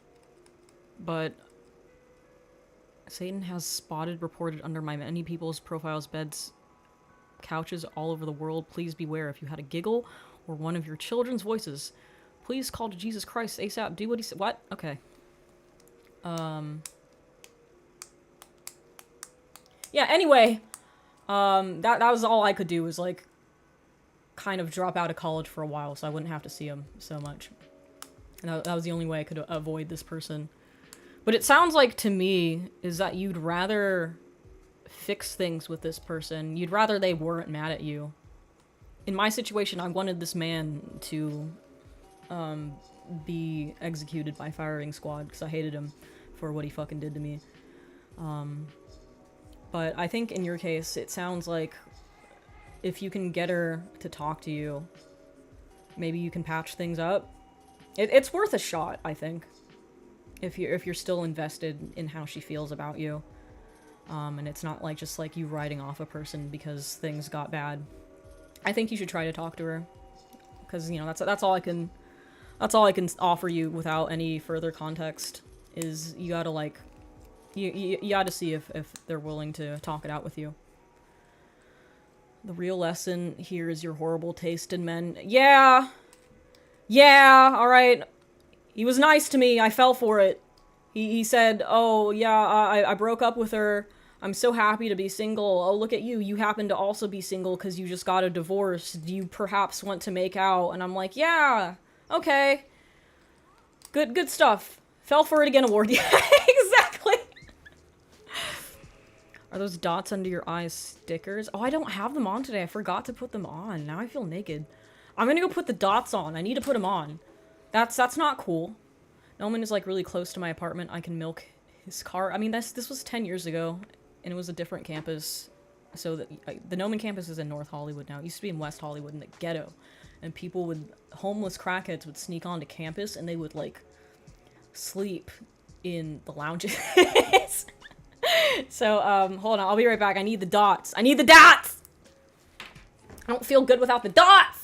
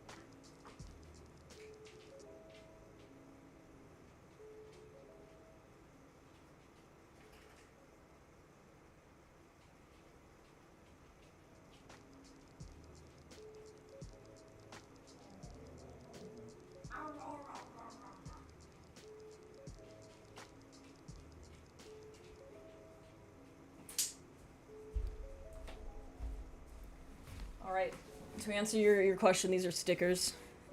I get them on with eyelash glue. These are piercings. These are in my fucking mouth. You can see. Yep, piercings. It hurt like a son of a bitch, but they look really cool.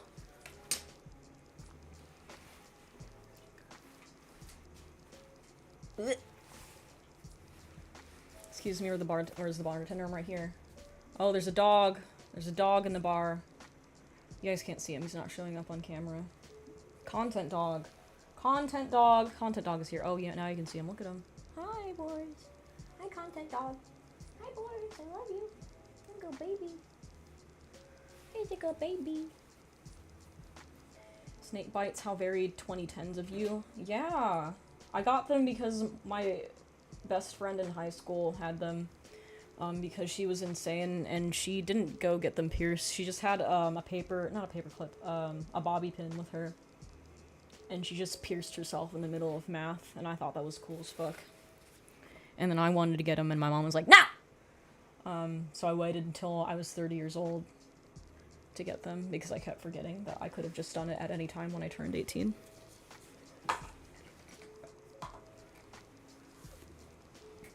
One milk, please. Extra dog hair. Boris, you want to give the fine people some milk? Boris, do you want milk? I think milk gives dogs diarrhea, so you guys can clip this for animal abuse. Do you want some milk, Boris? Yeah? Can you reach it? Boris likes milk. He likes the milkies. Freddy, do you also want milk? Okay, you're getting milk everywhere. Let Freddy have some. No, you can't chew the cup. Have some milk, Freddy. Let her have some fucking milk. Here, I'll put some in a bowl for you. There, milked my dogs. I love milking my dogs. Here, yeah, you can have the cup. Just get away from me. No, my hand's all gross from milking my dog.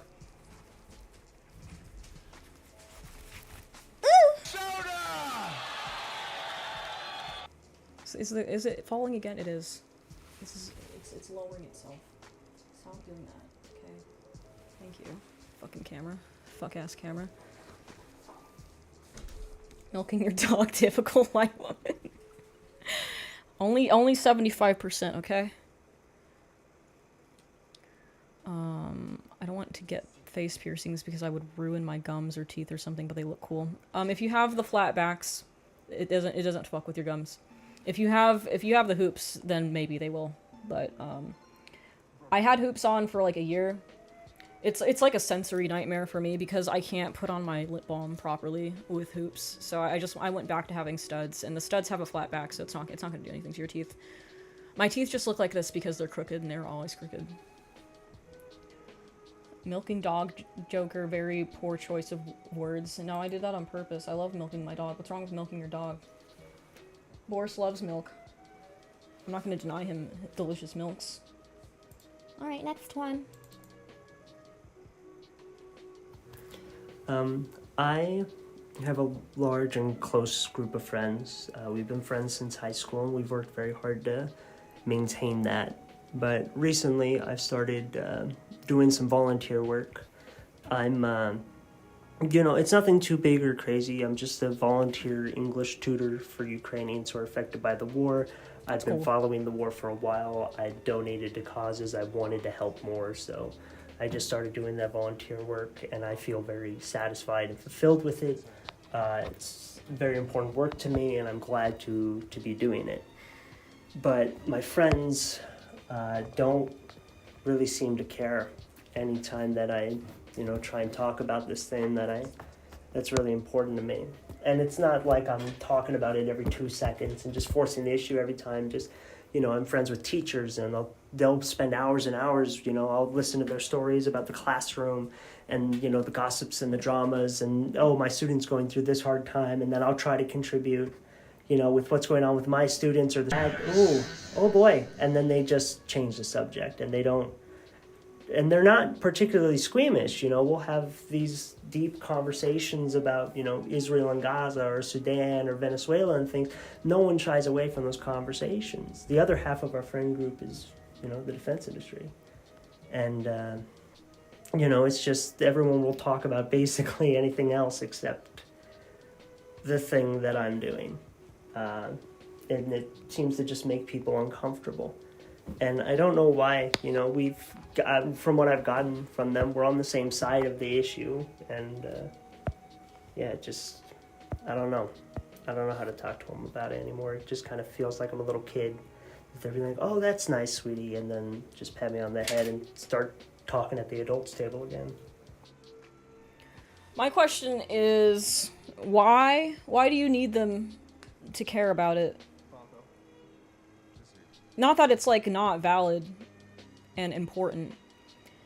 It's just, maybe if those people aren't giving you what you need out of the friendship, then maybe you need better friends.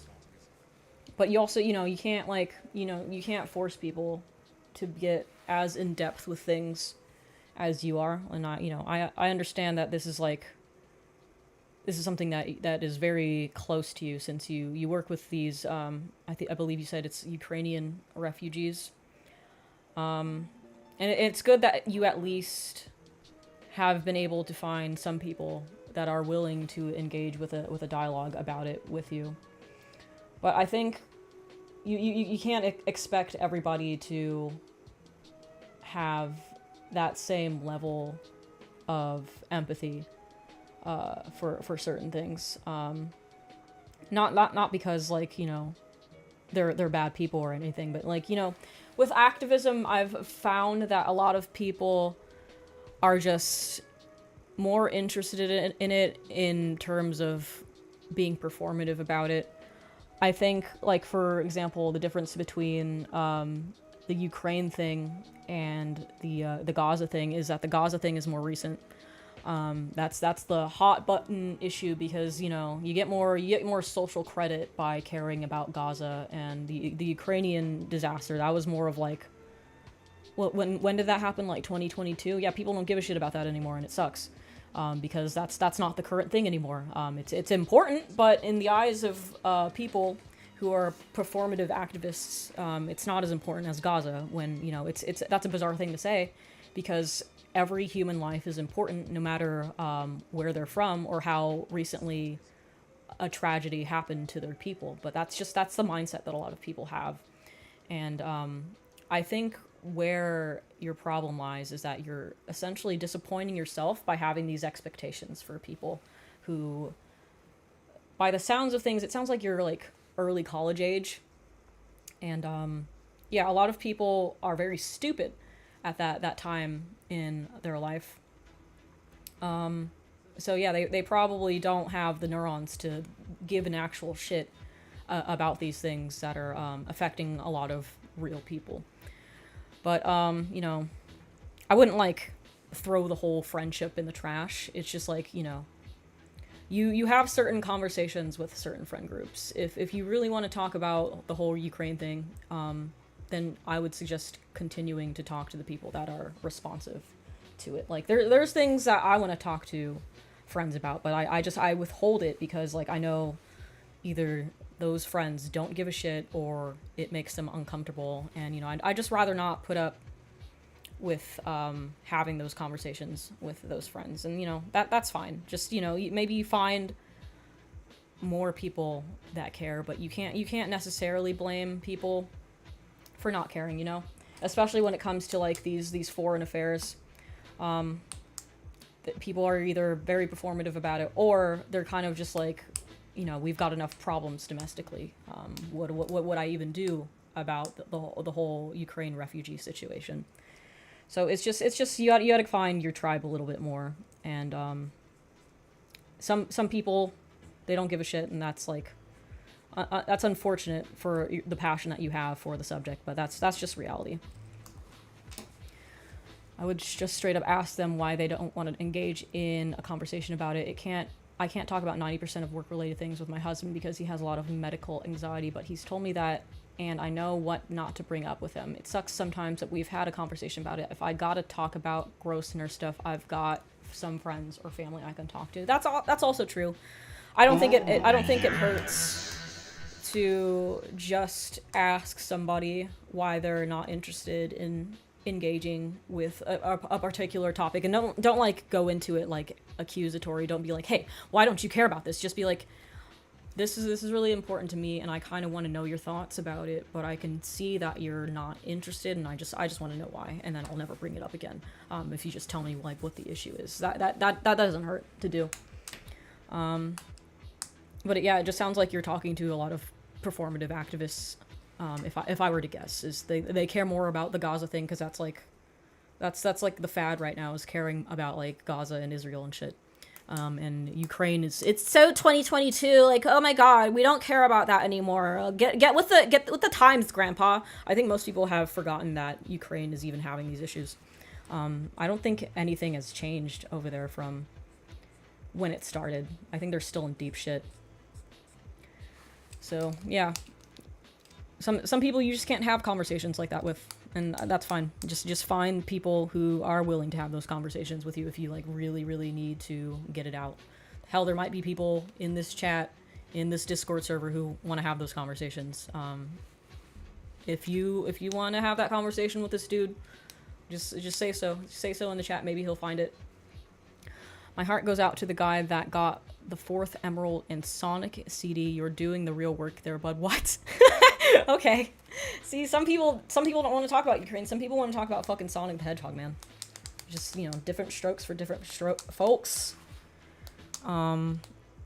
It sucks that some people care more about other things than like a country getting systematically destroyed.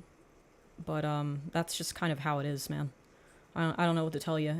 It kind of sucks. I guess I would be like for me, I'm sympathetic for the war in Ukraine, but like, you know, I've got my own problems, right? The United States has its own fucking problems. People can't find jobs. My nieces and nephews, like, I don't know what they're gonna fucking do when they grow up. They don't know what they're gonna do when they grow up. What do you tell these kids to dream about aspiring to be when the country they live in is so broken for its own reasons? So it's like, I don't think that they're like trying to do it intentionally to be mean to you. It's just like, you know, other people have their priorities in different places. All right, next one.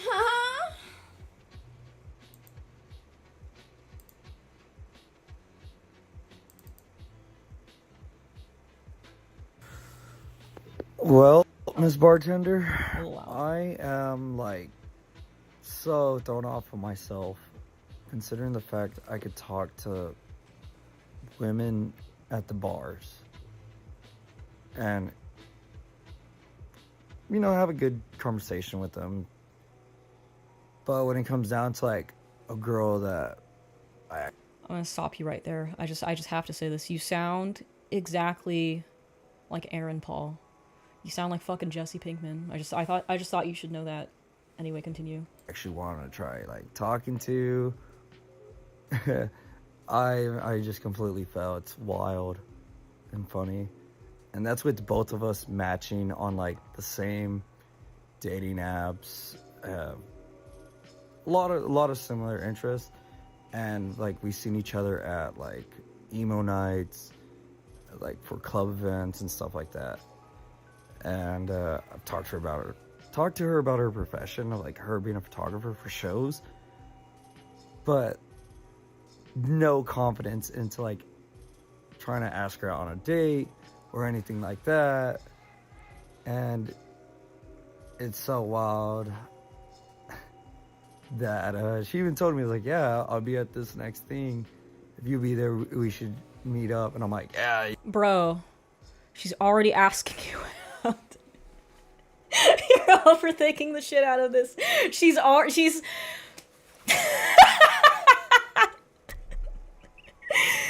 She's rolling out the fucking red carpet for you, bro. You just gotta close in on the deal. You gotta shake her hand and be like, yeah, yes, ma'am. Yes, fucking ma'am, affirm. Redeem it. You have to redeem it, bro. You have to fucking redeem it. She's asking you out. Yeah, I don't want to do that. Never mind. Just like, you know, just little, I don't know, I'm just scared and timid. It's pretty wild. Redeem it! She's setting you up to win. You cannot fail. And like, I'd say there's a 98% chance that she is so fucking down. And then the 2% chance that she's not. Whatever, man. Fuck them. You just gotta get used to being rejected sometimes. It happens. It happens to everybody. It happens to fucking all of us. You know, it sucks. But whatever. Just move on to the next girl instead of like sitting here pining like you're 11 years old in middle school when she's rolling out the fucking red carpet for you. She's down bad, man. She's down fucking bad. Just go for it, dude. She's waiting. She's fucking waiting for it, dude. Come on. Yeah, let him roll a nat 20 to get a 100% chance, dude. Yeah, like you just have to do it. Like, go for it. Go fucking for it, man. Come on. It's honestly adorable that you think that that you're overthinking this so much. But yeah, like most women, when they're not interested, they're not gonna fucking invite you anywhere. They don't want to be around you. Women make that very clear in their actions when they're just like not down to clown, is that they won't hang out with you one-on-one, because being a woman is scary. You're smaller, you're weaker. Any man above the age of fucking 15 could overpower you and kill you. So if a woman is going to places with you on purpose by herself, that's a pretty reasonable green flag that she's at the very least comfortable around you. So I would just like, ask her out, man. Like for me, I don't go places with dudes if they ask me if I'm not like interested. I won't go. Yeah, even if they're like platonic friends, I still won't fucking do it. I usually do not hang out with dudes that I'm like just platonic friends with unless it's like a group setting, because if I do, that gives them the wrong idea.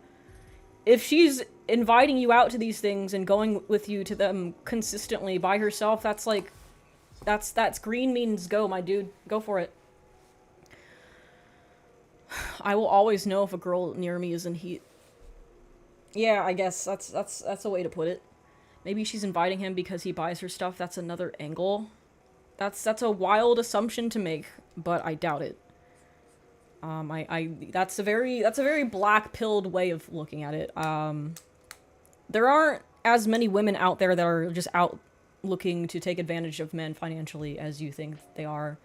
You've spent too much time on the internet if you think that.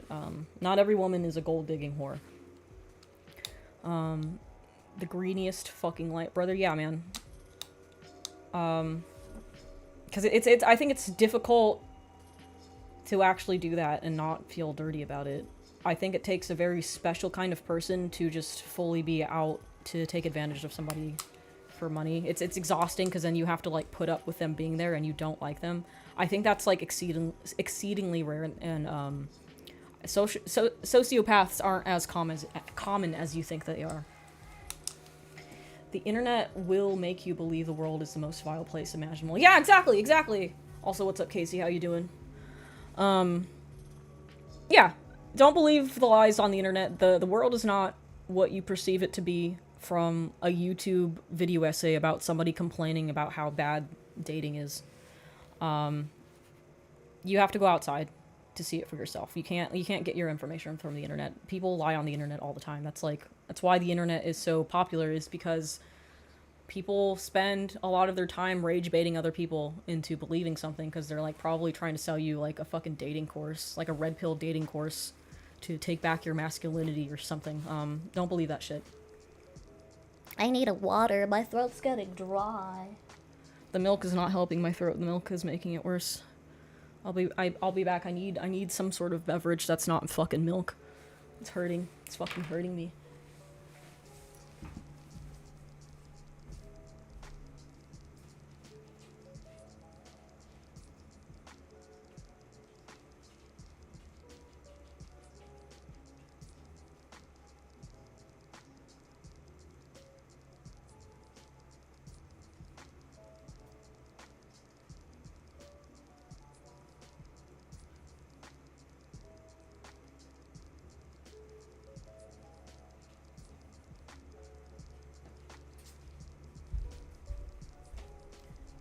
Hell yeah, bitch, apple juice. Look at that. This is whiskey. It's whiskey. I lied. It's not apple juice at all. It's just a lot of whiskey in an apple-shaped glass. 100% pure whiskey.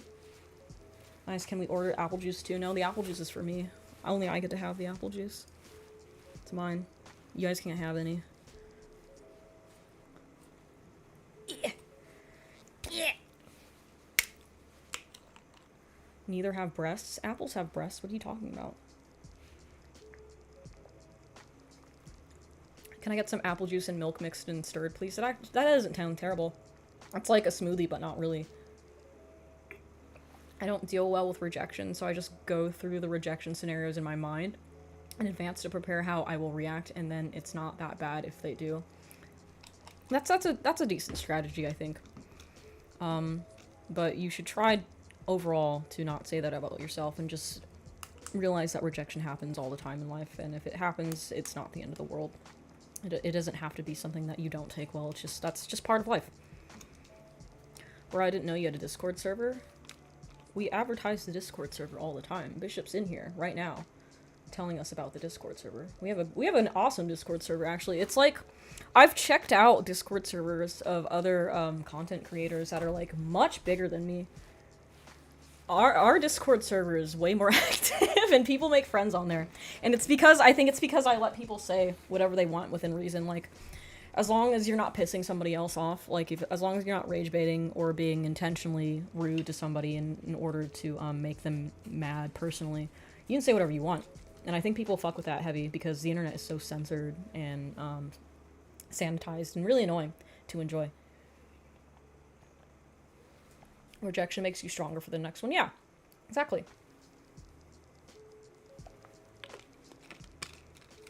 Like, I checked out Asmongold's server and Paymoney Wubby's server, and they're not nearly as active as my Discord server is. So I think that's really fucking cool. Got a nice little community here. Yes.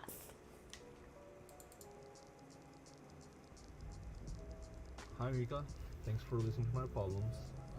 Let's turn you up a little bit. Hold on. Can I turn you up more? No. You guys hear him all right? How many feds are in your Discord? Probably a lot. Probably a lot. Let me download this one. It's a little quiet.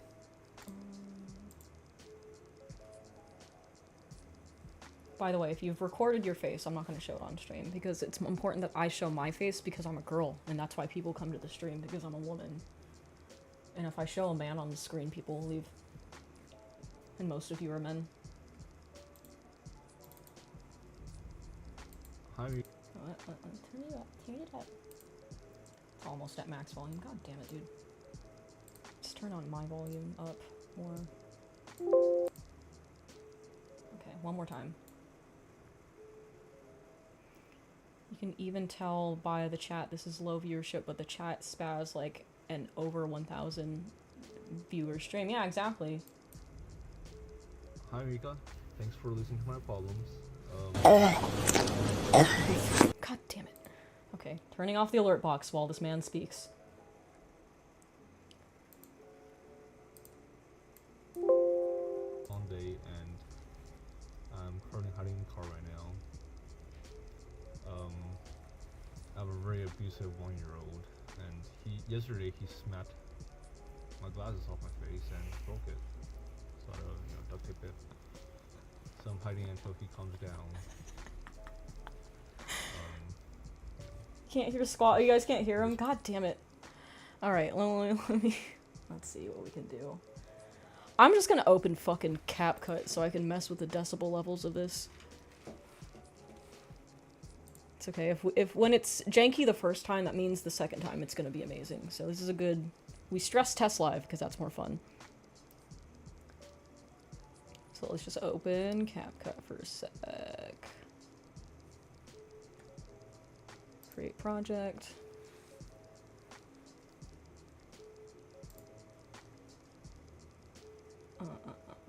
Where's my download folder? There we go. Put this here. Now we can fuck with the audio levels. Move this over here. Yeah, you guys are very quiet. You guys need to, pump up the volume. Be loud and proud and gay. Increase it by like fucking 10. Hi Rika. That should be Thanks loud for enough, listening right? I think that's loud. to my problems. Just had a real long day and I'm currently hiding in the car right now. I have a very abusive 1-year-old, and yesterday he smacked my glasses off my face and broke it. So I had to, duct tape it. So I'm hiding until he calms down. I just want the abuse to stop. Anyway, my problem is, so I'm pretty frugal and a saver, but my wife is a spender. Classic. She's currently staying at home, a stay-at-home mom with no job, and she Ooh. buys a lot of stuff on the internet. Ooh. And she overspends our budget every month. So I was wondering if you have any advice on how to remedy that. Thanks. Love you. Set it back. Love you too. What you gotta do is you just gotta talk to your wife, man. You gotta, like, sit her ass down and you gotta, like, tell her, like, we have a budget and we have a 1-year-old child, and children get progressively more expensive as they get older because they need more stuff, they get bigger, they need fucking shoes, their feet get bigger, their little baby shoes, they don't cut it anymore. You need adult man shoes by the time you're like 2 years old. You need fucking Jordans. You need to give your kid Jordans. And you can't give your kid Jordans if your wife is spending all the dosh. So you just need to have like a fucking, no, you don't divorce her. Don't fucking divorce.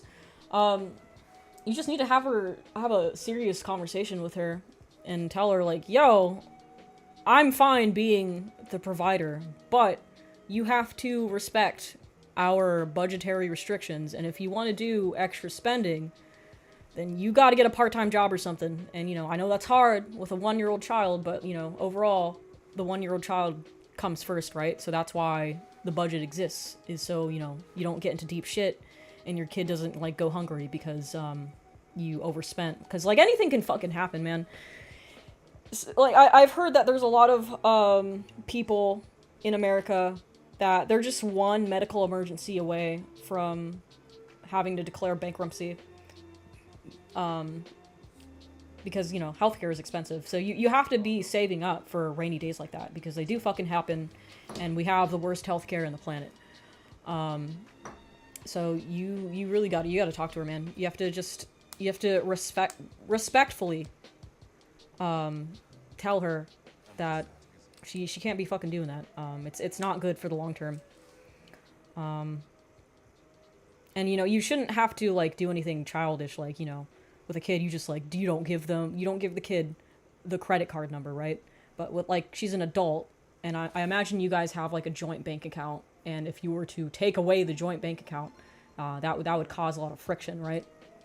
You just have to sit her down and you have to have a tough conversation with her.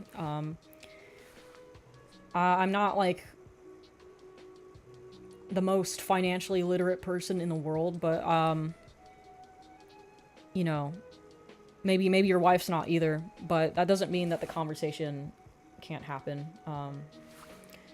If anything, maybe boring her with all the financial mumbo jumbo, giving her the spreadsheets, showing her all the shit, all the bank statements. Maybe that will bore her into not wanting to have this conversation again. So maybe that will help her spend less.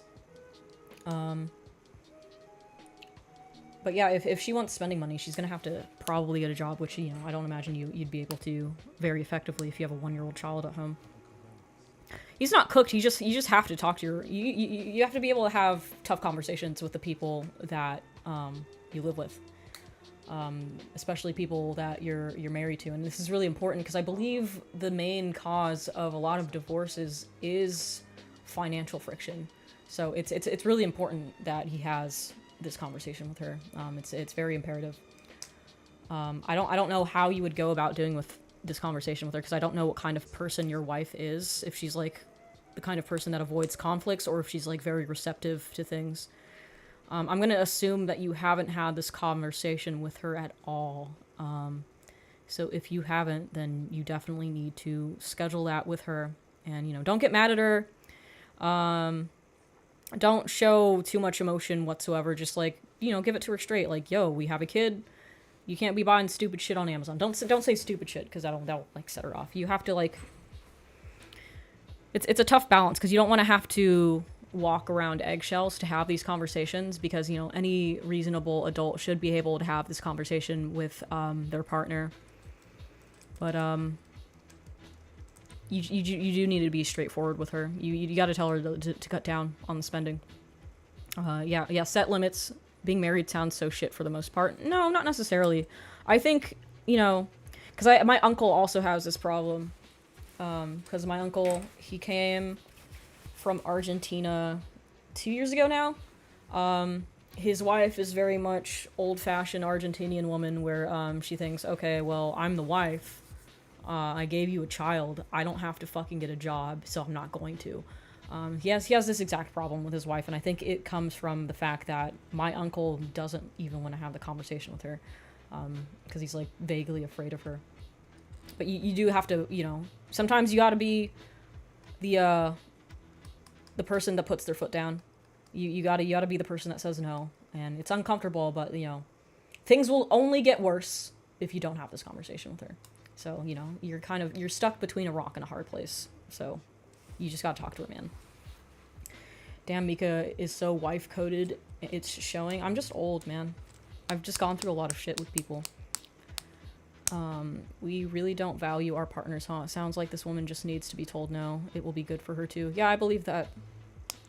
You just gotta say no. Sometimes you gotta say no to people. You gotta set a boundary, and there's nothing wrong with that. Especially if it's for the greater good, which means, like, having more expendable capital for your child, or in case something goes up shit creek. Yeah, I have a conversation. Don't be passive aggressive. Yeah, don't be passive aggressive. Just be, like, normal. Just, like, pretend you're, like, you're at a parent-teacher conference and you're just trying to tell, like, pretend your wife is the kid. Well, no, don't pretend like she's the kid, because that will infantilize her. Just have a conversation with her, okay? I don't think she's gonna bite your head off. The worst that can happen is she'll be a little upset that she can buy less stuff on Amazon, but, you know, if she's a good wife, if she's a good partner and a good mom, she'll understand, okay? My wife can spend all my money, it's okay. Don't listen to Jordans. I need a $13 pumpkin spice latte for doing my laundry. I think people are boycotting Starbucks now, right? Because the prices for that shit is just fucking insane right now. And they don't treat the baristas well. Don't go to Starbucks. Yeah, dog, just say we need to talk. Yeah, you just gotta talk to her. It's an awkward conversation, but, like, it's only going to get worse, and it's gonna build resentment inside of you. And if you wait too long to have this conversation, then it's gonna come out where you are angry about it, and that's not going to be very productive. Alright, next one. Is it boycotting, or people just can't afford it? I think it's both.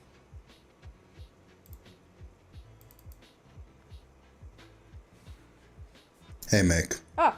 Just give me any clear liquor with ice. I was originally gonna leave a whiny Here you bitch baby message about how I'm old and doomed, but I'll actually be proactive. I've been pretty socially isolated the last 20 years and socially retarded my whole life, so I never had anyone to clue me in on where to actually find anything cool or interesting. So I'm asking you. Google is pretty useless and Instagram is pretty shit. How do you find actual art shows and galleries or conventions that aren't super mainstream? I guess just where do I start with a lead, and maybe I can actually find something I'm interested in. But yeah, thanks for the drink, Mick. That's a good fucking question, because I don't leave my house either. I'll open this up to the chat, I guess, because I also don't know where to find things to do around. I think people still do posters, right? You could always just go for a walk, look for posters inside of places. If you want to do artsy shit, it helps to maybe go to a museum, see what the museum has slated for events and stuff. I think museums typically do stuff. Library, that's a good idea. Local library and newspaper, old tech and old school skill still relevant. I'm gonna find anything interesting in Eastern Europe. Please fucking help me get out of here. Please, please, please, please. I don't know jack shit about Eastern Europe, unfortunately, but there are a lot of Eastern Europeans in the chat. How about that? I was gonna say Milka, but I think Poland is in Central Europe. I don't think that counts. Let's see, what else do you guys have? Most cities have local music show listing. There's this website that fucking Dingus gave me a long time ago. It's like a Craigslist for, like, niche music stuff. I don't remember what the website was, though. So I couldn't help you. I don't think Dingus is here or around. I could text him. He might be just, like, busy doing shit. Let's see. I'm gonna text Dingus and ask him what that website was. But they only have stuff in certain cities, so they might not even have stuff in your, jurisdiction. Let's see. What was the name of that website that you used to find a drummer for your band?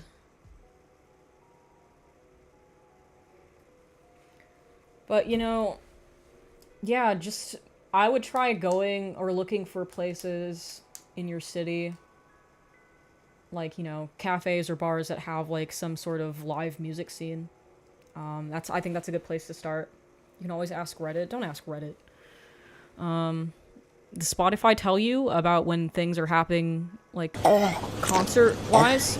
Local bars and spots often have flyers of all sorts of local events happening. Yeah, I went to a cafe like 2 years ago in downtown Riverside, and they just had like this whole ass bulletin board full of like really niche events. Like one of them was like a Rick and Morty script table reading. I don't know who that fucking appeals to, but it was like open invitation if anybody wanted to roleplay as Rick and Morty characters and voice act for like no reason other than to just do it. So you never know what you could find in certain places, especially if you live in like an urban area and you're not like going to fucking Starbucks. Go to like a mom and pop place. Go to somewhere that's not a chain. If you live in the suburbs, you're fucked. Sorry. Go to like a big city, the closest one you can find. Mika, what the fuck? Don't tell them to go to bars or concerts. Never ask a fish how to fish. What does that mean? Go to where people do things you like. If there are no places like that, start some. A coffee table or a kitchen table can be a museum, record store, workshop, gallery. Dingus was telling me I should just, like, if I want to make friends, I should just go hang out at the local museum, which is something I did want to do last week, but it was just raining all week, so I didn't kind of want to do fucking much of anything. I didn't want to go anywhere. But that's something I'll try eventually. I made some friends at a dog park. I've got like a dog park clique now that I hang out with whenever I go. Those people are nice. It doesn't even have to be fancy. It can be just something as like commonplace as a fucking dog park. What you're looking for essentially is a third space, whatever you call them. Which, you know, it's kind of tough to find them these days. But, you know, you don't have to overthink them. Your third place could just be the fucking dog park. And you can find your posse there. I like the dogs that I met at the dog park too. I'm talking about the people. Church has community. Oh yeah. The church I go to sometimes, they always have shit happening. All the fucking time. They have something happening every day at that church. So it could be something like just volunteering. And it's not necessarily, you know, Jesus related if you're one of those people who's just like very anti church, which, you know, I understand. Go to a Methodist church, because Methodists are usually very much like, they don't force you into the religion or anything. They're very laid back. They don't give a shit if you don't go to church every single day. They don't like try to invest themselves in your personal lives. They're just like, they're very, very laid back, and you can just go to your local Methodist church and see what kind of volunteer events that they have. That's something I've also been meaning to do, but, you know, I've had too much shit on my plate as far as content creation shit. I've been trying to finish my script for my next video. What do I do if I live in the Balkans and nothing ever happens? Concerts in capital city once a year. You need to move. You need to leave the Balkans. Leave the Balkans as soon as you can. Bumble for friends. Don't use those. I've tried using those, and you know what people end up doing is that they actually just want to use Bumble for friends as Bumble for fuck. They don't actually want to use it for that purpose. They're just, you know, they're just trying to get around the barriers that you've set up for not having to fuck people, and they just want to fuck you. Methodists like to feed the homeless. It's fun. Yeah. There's always like a fucking food drive at my local Methodist church, and there's always like grandmas wearing hairnets, packing stuff into bags, and preparing canned food to be handed out. So, you know, maybe making friends with the grandma isn't ideal, but maybe the grandma has a hot granddaughter that she could introduce you to. You never know. And it doesn't hurt to, like, be kind to the homeless. So there's also that. First you order cosplay, then you evaluate which filters make you look more feminine, then you catfish new friends on Bumble. Well, that's on that note, you could go to conventions. Conventions are always a good thing to, you know, meet people who especially are of a more nerdy predilection. I met a lot of people at Lightbox. That was pretty cool. It wasn't even like an anime convention. It was just like an art convention. See what conventions are in the area. You can, that's something that's easily Googleable, even though Google was kind of ass for the most part. That's like not too out of the realm of possibility in terms of Googling things in your area. Or the hot grandma. Yeah, or the grandma could just be very fuckable. You don't know. You don't know. You never know. Or a hot MILF daughter. Also that. Yeah. Go live in Southeast Asia or something. Thailand, Singapore always have festivals, concerts, very safe too. You can do that. You can always move to Thailand, like my ex-husband did, to bone the ladyboys. I'm sure he's very happy now with his decision to do that. You look a day under 70, you're going to getting 2 Vicodin per amputated limb, but grandma is getting take-home dilaudid. What does that mean? What does that mean? Go to the skate park usually, though I have no confidence to talk to anyone, and usually when I try it's so noticeable people get scared of me. What I did at the dog park is I got adopted by a more introverted person than me. I like the dog park because, you know, I have Boris. Boris is a big-ass fucking dog. So people kind of just want to talk to me by default because I have, like, this circus animal with me at the dog park. People are just automatically interested. So, you know, making some sort of beacon for yourself where people just want to talk to you is also very helpful. Sometimes what I've noticed also works is I wear a Hunter x Hunter t-shirt out. I always get people who want to talk to me about Hunter x Hunter when I wear that t-shirt. Or my System of a Down shirt. People are like, oh shit, cool shirt. That's a conversation starter. Is just like having a thing that people can resonate with off the bat in the form of a graphic t-shirt. That's good for meeting people. Get tattoos? I guess, but that can also ward off certain people, I guess. Well, I guess if you only want to talk to people who don't give a shit about tattoos, it could be helpful. Maybe you do want to ward off certain kinds of people who are like, ew, you got tattoos? That's disgusting and awful in the eyes of Christ. You probably don't want to be talking to those people anyway. Tiny girl walking giant dog. That does seem comical out of this on the street. Well, Boris makes everybody look tiny. I'm not a tiny person. I'm a very lanky lad because I'm tall. But yeah, people are always curious about Boris because he's just massive. He's just a big boy. He's just like a whole man. As long as the t-shirt doesn't say you support wasting fent, you good. What does that mean? Is that an iDubbbz reference? Because he said we should stop criminalizing fent or something in his last video. iDubbbz will he'll make a video about anything, won't he? He wants attention really bad, huh?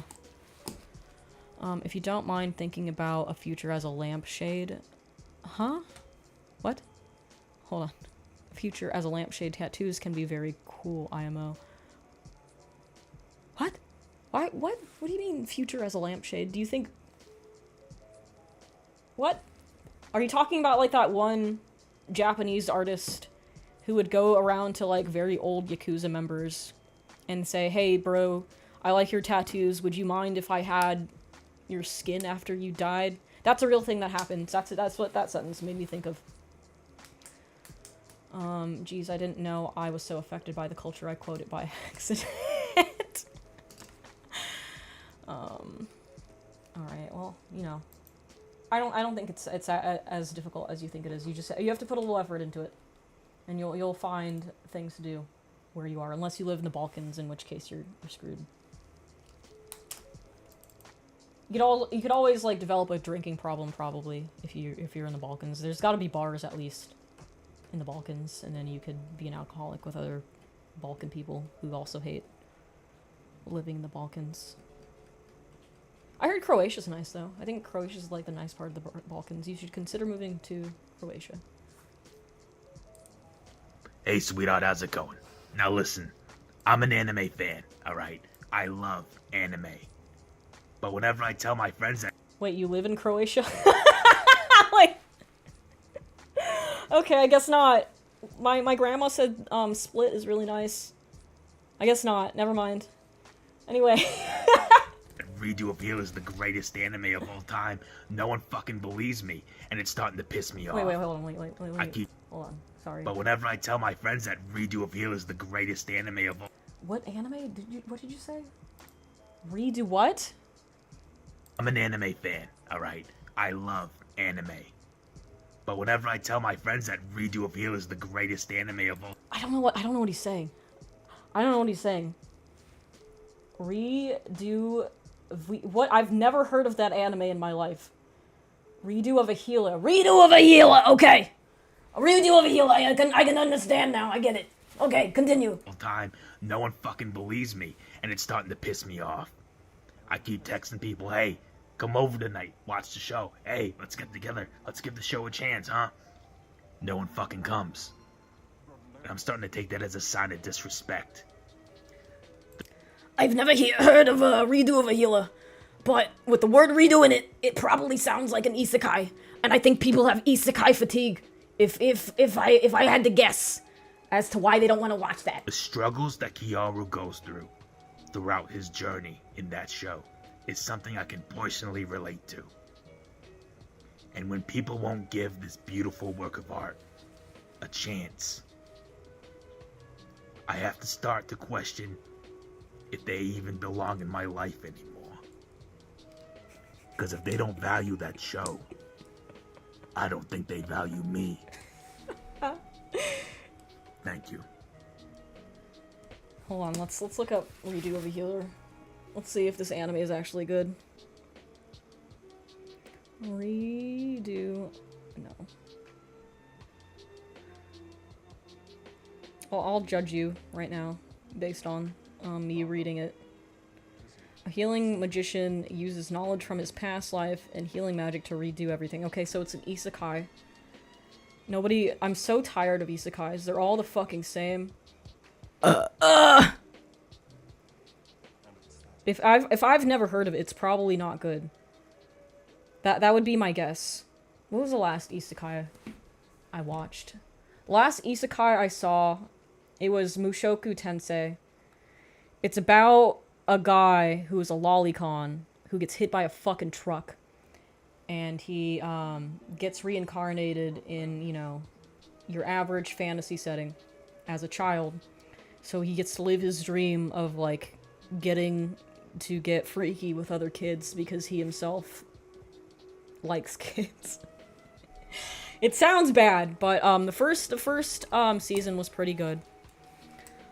The second season is just like a drag because he finally gets the girl, which is his 15-year-old cousin, and he's like 12.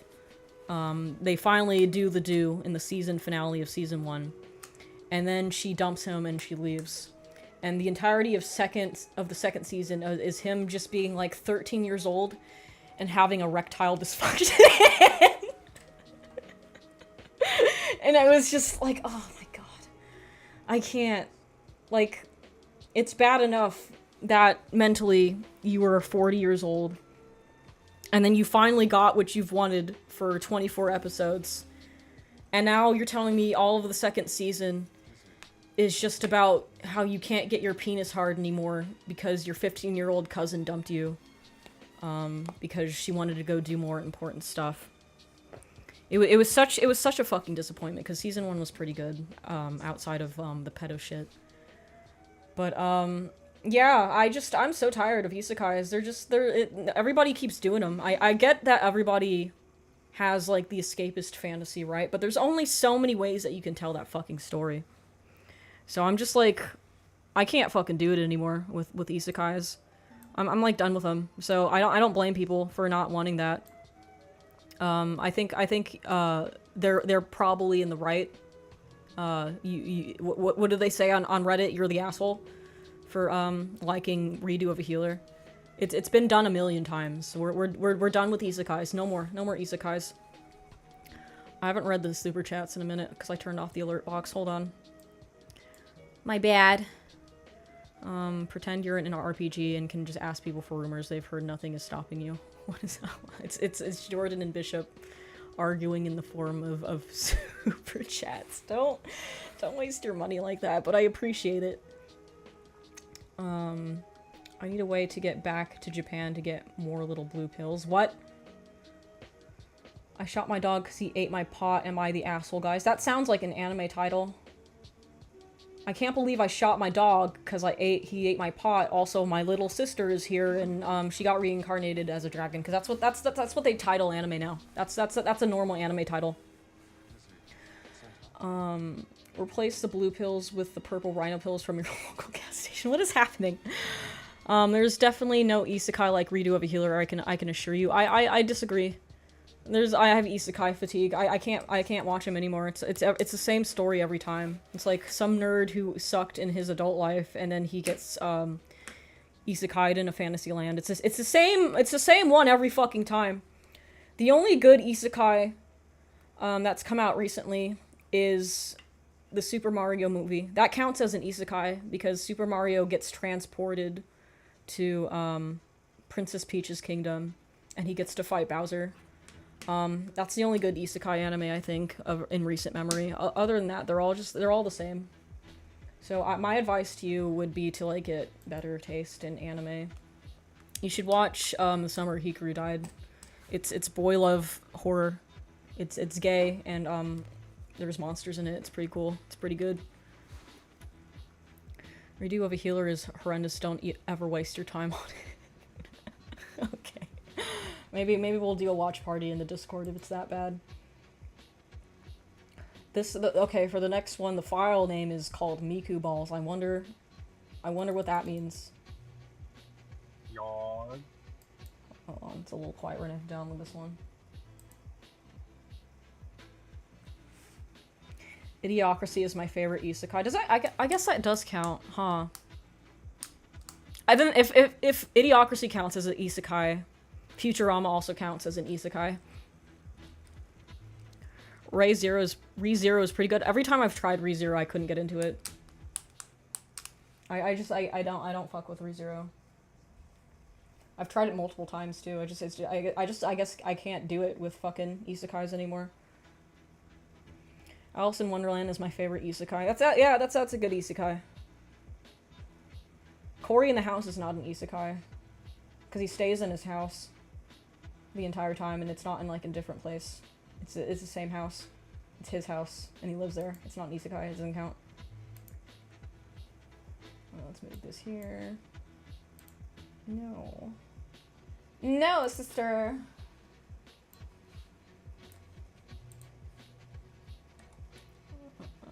Miku Balls. Where did Miku Balls go? There it is. And let's increase the volume dramatically on Miku Balls. Yawn. Nope, more. How about this? I'm gonna be real. I don't got much. Okay, the audio is also just bad. It sounds like you're underwater.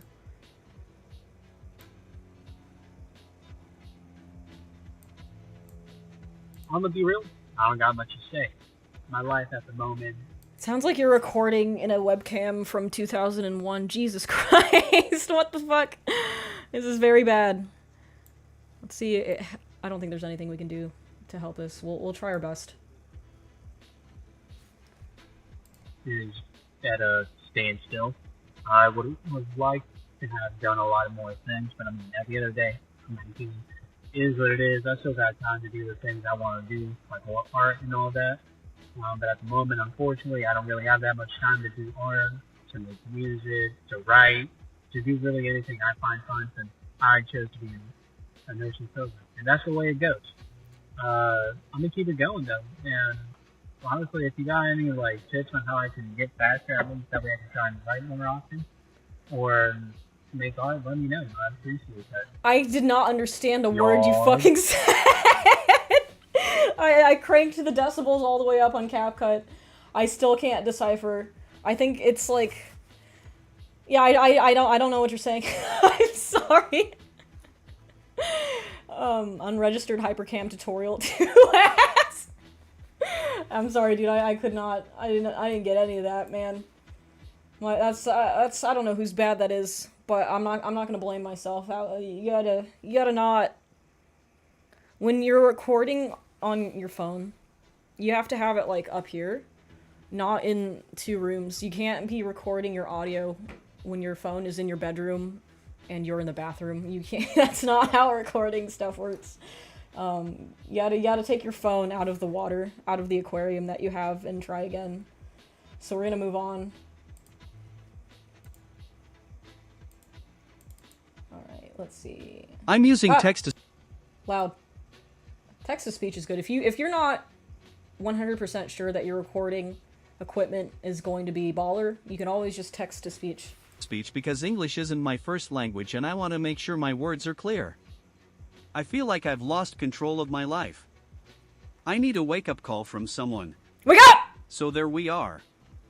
I have some sort of government-related work in the region where I live with less than 10 people with the same position as me. A while ago, a friend who likes traveling reached out and suggested I should join him and another friend on a trip. I asked for some days off from work while I was out, but the trip ended up lasting longer than I expected and I kinda just kept going. My father used to work on the same field and he covered for me, making people think it's me. I have 9 younger siblings and for the entire family the only one providing is me. So losing my job may endanger the whole family. Christ. I just want to continue traveling the world with my friends. If someone finds out I haven't shown up for work for over a year now and the one doing everything is my dad instead, they are for sure gonna fire me. I don't want to go back to be Pewter City gym leader again. I do miss my Geodude and Onyx back home, but I want to be a Pokemon veteran and travel the world with my friend Ash.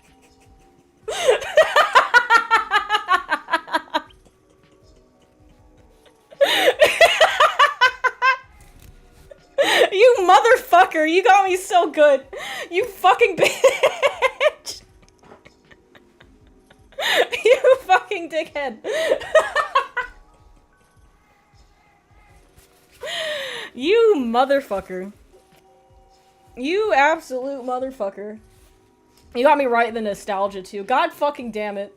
I don't even know what to say about that. I got my ass got cooked so fucking good with that one. I was like so invested. I was like trying to think of like, oh shit, this is such a complicated situation. What do I tell this guy? Traveling is really important, but you can't, abandon your responsibility if you have 9 fucking siblings. Oh man, your dad is so good for covering for you, but your dad has autonomy. And it's like, it's fucking Brock.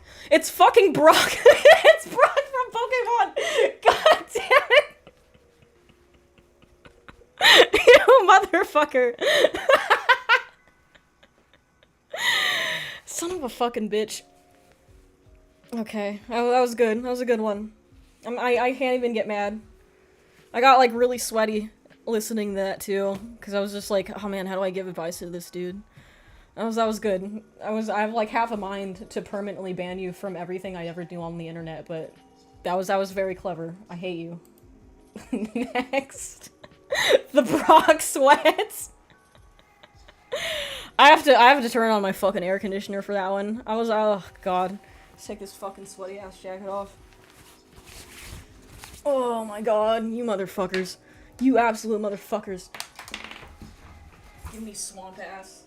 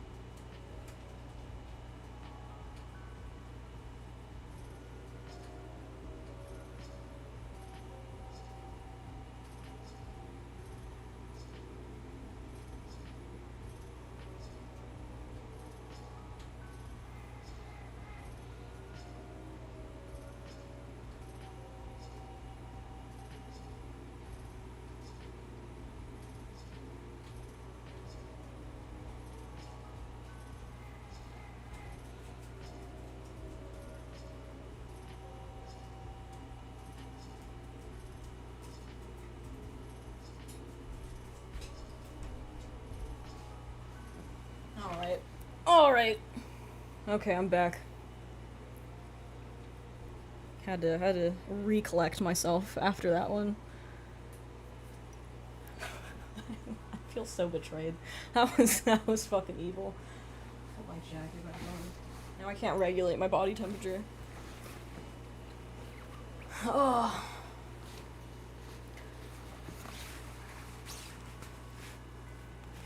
Brock got her blushing though, W. Yeah, it was pretty good. It was pretty good. Alright. I'm trying to wonder why the one that we couldn't hear, why it was titled Miku Balls. Who knows what was inside of that one? That was indecipherable. Alright. Emotional crisis. I should start reading out the file names for these, because some of them are pretty funny. One of them in two clips from now is called "Fuck My Chungus Life." Good stuff. I wanted to send a text file instead of an audio, but anyways, I hope the AI voice won't bother you. Sorry. I'm 29, about to turn 30. Some nights I go to sleep with an anxiety so hard that I think I'm going to die, or actually having an emotional crisis. When I was a kid, I wanted to have a house, a car and a partner, but I have none of that, and sometimes I get scared I won't meet my deadlines. I thought at this point I was going to be someone in life, but I'm barely getting through life, kinda similar to your situation, Mika, but I do have my parents with me, still living with them at home. I try to get some emotional help with friends, but still, I never had a partner in my life, and I don't know if I'm going to die alone. Just wanted to vent that. Thank you, Mika, for this. Well, the thing is, a lot of people are in this boat. More than you could possibly ever understand. So it sucks, but at the very least, you're kind of like, you're not alone with it, right? But from what I'm gathering here is you're putting too much weight into the having a partner part. What I will say is, like, you know, what I said a couple of replies ago to somebody else. You gotta not stake your identity on your job or the things that you have materialistically. You have to find joy in just existing here. You have to be happy as a form of rebellion. Otherwise, you're just, you know, you're kind of losing, right? Nobody wants to lose, right? And not having a lot, not having something flashy, not having, like, the trophy wife, not having an incredible career that you can brag to people. None of that shit fucking matters, realistically. You can be happy with significantly less because that's how you're built. You're an animal at the end of the day. You're not meant to be doing all of these artificially constructed things. You're meant to be fucking hunting and gathering and eating fucking berries and just looking at the sunset sometimes. Life does not have to be as complicated as people have engineered it to be, and you can be happy with the minutia. As for, you know, the partner thing, again, I think you're putting too much weight into it. Just because you don't have a partner doesn't mean you won't ever have a partner. You know, you gotta put yourself out there to an extent. Maybe your problem is you're afraid of rejection and you don't try pursuing people, which is, you know, it's common, but, you know, you gotta practice getting rejected. You gotta go out there and you gotta go ask 100 girls, even if you're not even attracted to them, and you gotta ask them out, just to know that it doesn't sting as bad as you think it does. Now you gotta goals, homie. You gotta level up while there is still time. Don't accept defeat. It's not accepting defeat. You just sometimes you have to accept your circumstances as they are, and it's fine to chase goals and have ambitions, but it's still possible to be unhappy in those circumstances. And, you know, having all the money in the world, having all of the clout, having all the fame, at the end of the day, that's not what makes people happy. Happiness has to come from within. So, you know, in order to be happy in higher positions, you have to be happy at lower ones. It's not something you can go, like, get. You just, it's more of doing emotional spring cleaning in your own head to be truly happy. But yeah, there's nothing wrong with being ambitious, of course. It's not the answer to everything. Having that, like, amazing job where you get $1 million every second, that's not going to make you happy, realistically. It'll help to an extent to not have to worry about things financially. It'll decrease your anxiety, but it's not going to make you, like, overjoyed and, like, you're not going to have the perfect life just because you have lots of fucking money. Obviously celebrities are a prime example of that, because none of those people are fucking happy. They're all deranged, they're all getting, like, weird plastic surgery, they're all doing weird drugs, and constantly getting arrested for being naked in public. I think I'd be very happy with $1 million in a second. Like, well, of course, but that's not, like, ultimately, that's not going to allow you to be happy forever. It'll solve some financial problems, sure, but it's not going to fix your life. I'm 34 and I got a major reset in life thanks to my ex-wife. Definitely not where I want to be, but we are still here and trying. Solid advice, can't give up. You gotta keep striving. Yeah, keep striving.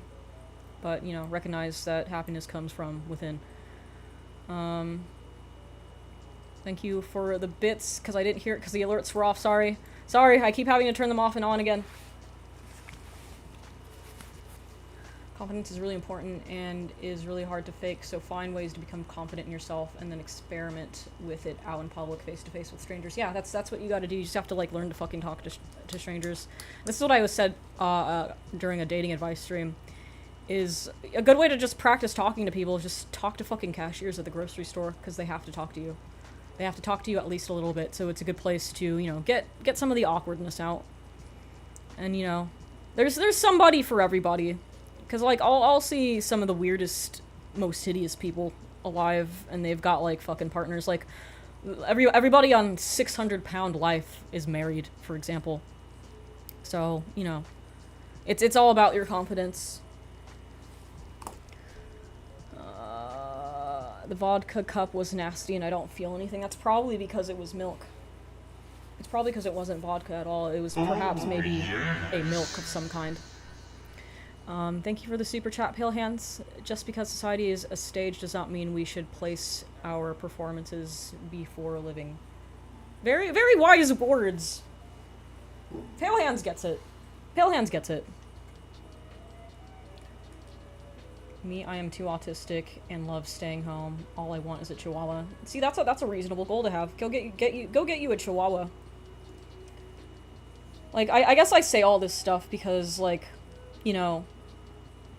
I have a career that people seem to want.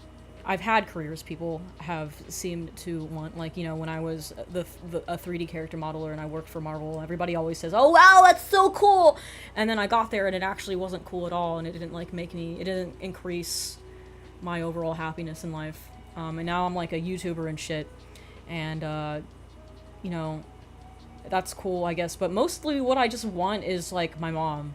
I just want my mom to be here. I would trade everything that I've ever gotten in life, like whether it's my ability to draw, whether it's any financial stability I've ever had, if I could just, like, have my mom back. And that's why I say, like, sometimes having all of this stuff, all these material possessions, all of, like, these rock star jobs that people fantasize, sometimes that's just fucking not enough, man. And, for me, I don't think I'll ever truly be as happy as I could be because my mom is dead, and I don't get to, like, really share the life that I have with her because she's not physically here. So that's why I say, just, like, to put that into perspective for, like, when you feel like you're in a rut in your life. Sometimes it's important to be grateful for some of the things, like, you do have, like, just, like, your mom and dad at home, a sibling, somebody that is willing to talk to you. Sometimes, a normal life where you don't have a whole lot going on isn't a bad thing. And, you shouldn't romanticize famous people too much because they're all fucking crazy. That's just my fucking take on it. I think your mom would want me to be happy. Yeah, I mean, I know she does. I know she probably, you know, hates seeing me act like this from beyond the veil. But I guess it's just gonna take some time. It's gonna take some time for me to be at least a little bit okay. Because you know, you never stop feeling sad about these things. You just get better at dealing with them. So I'm not really at the point where I feel like reasonably a lot of things could actually make me happy and content. Like, you know, I have even as I'm saying that, I should be grateful for the position that I have. So I am grateful. It's just like, am I the pinnacle of happiness? Do I have like this incredible life that everybody should be envious of? No. Because there's some issues, and that's going to take a lot of emotional work before I can feel okay again. And I think a lot of people don't put in the emotional work some of the time, so they'll feel kind of lost when, you know, sometimes what they already had is all they ever really needed. Just that's just my 2 cents. That's just how I feel.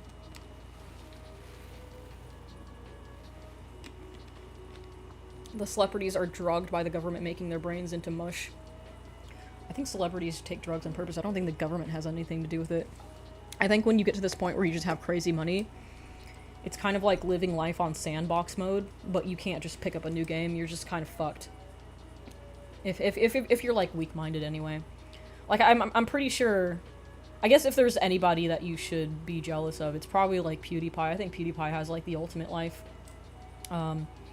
He moved to Japan, he retired from YouTube, he's wealthy, he's got a son, he's got a wife, and then he just goes on, like, side quests all the time. But he's not, like, aggressively grinding or anything. He's not trying to chase money infinitely. He retired while he was ahead, and for all intents and purposes, he lives a simple life despite, you know, having crazy money. Having crazy money does help you live a simpler life, let's be real. Money does buy happiness to an extent, but it's you still have to be mindful with it, or you'll just be miserable. But like Elon Musk has crazy money. Elon Musk has more money than PewDiePie will ever have, and Elon Musk is very clearly a miserable guy. So just to put that into perspective, just because you have lots of financial stability doesn't mean you'll necessarily be happy if you're not willing to look within for your happiness. Alright, next! Is PewDiePie in the Epstein list? Probably not. I'd wager no. You haven't... Wait, hold on. This one's called Formika Stream, and he has an AOL.com email. Holy shit, why do you have an AOL email? Jesus fucking Christ, is AOL still a thing? Hold on. If I go to AOL, is it still on? AOL.com. Need to go to AOL. Holy shit, it's still up. What the fuck? AOL still exists. It still has the same mascot. Fuck! I wonder if I can remember the email address I had when I was 4. Oh, yes. Damn, blast from the past. Anyway, thank you, Papa Crust, for the sub. Anyway.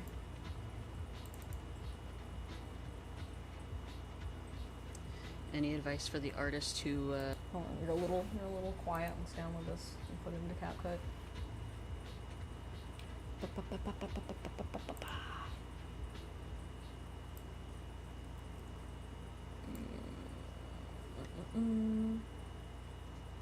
Where's the file? Oh, wrong window. CapCut goes here. Downloads folder goes here. Scoot that. Delete this. Enhance. any advice for the artist who comes up with a baseline idea but can't develop it any further than just like chapter 1? Like, friends can bring me ideas of, oh, this would look really cool. Cool, I can paint that, I can draw that, I can get that done.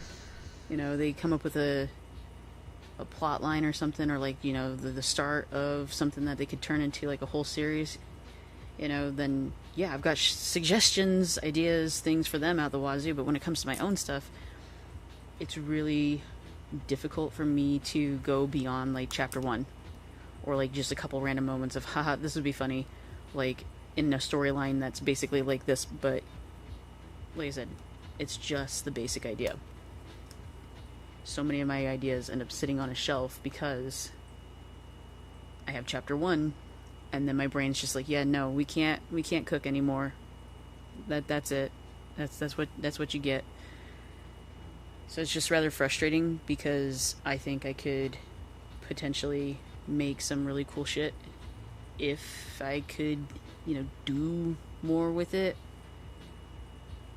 But I don't know if you got brainstorming ideas, tips, tricks. I don't know what direction really to even begin, because it comes so naturally when I'm talking to other people about their shit. And I don't care if the audience says that I'm gay, because they would be correct. I'm very gay and quite fine with it. So yeah, I guess that's about it. All right, so this is like you're looking for creative advice. What I like to do, because, you know, I have some things that I'm working on that are secret. In order to write them, I started with like a baseline idea, and then I wrote the ending first. I think if you have a destination, I think it's a lot easier to just walk towards that destination slowly than to start walking and not know where you're going. I think that helps. And second of all, in terms of like coming up with like the meat and potatoes within that story that gets you from point A to point B, I go on walks, like very literally and physically. You know, I'm walking towards my destination.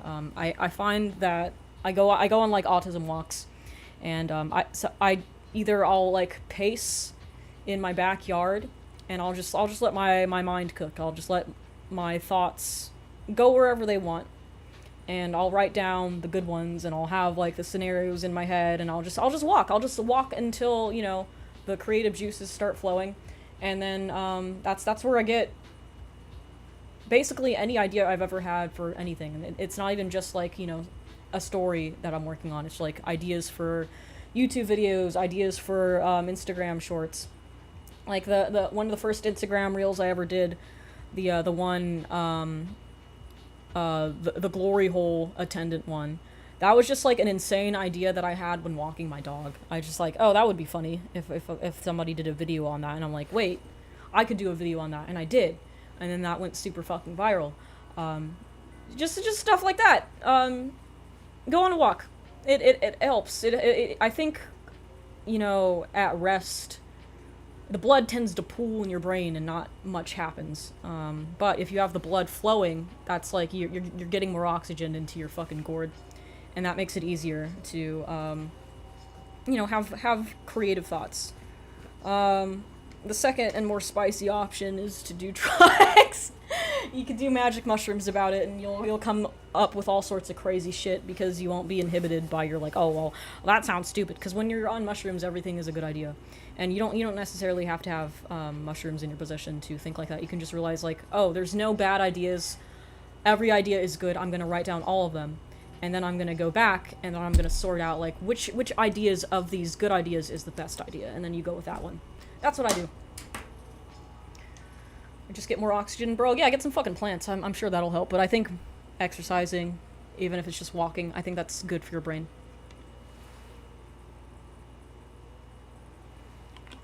Or do both at the same time. Yeah, you could go on a mushroom walk. I heard that's common. I've never done that before, though. I've done mushrooms once, and I stayed home when I did it. I thought it was great. Maybe I'll try doing a mushroom walk, but I live in Los Angeles, and that sounds like an unsafe idea to be high while walking anywhere here. Alright, next one. Oh, actually, shit, it's 5 o'clock. Never mind. Never mind, it's 5 o'clock. Fuck, it's been 3 hours. This is a fun stream. This is a fun fucking stream. I'll do one more. I'll do one more. But yeah, we should do this again. We'll do it again next stream, because there were so many submissions, so we'll try to tackle the remaining submissions next stream. So let's one more. One more. My fucking throat is hurting too. Let's see. Fucking. Where's the sheet? Where did it go? There it is. No. Yes. It's because AOL is open. I got fascinated by AOL. This one's called Fuck My Chungus Life. So we're gonna do that one. Let's just go ahead and download it.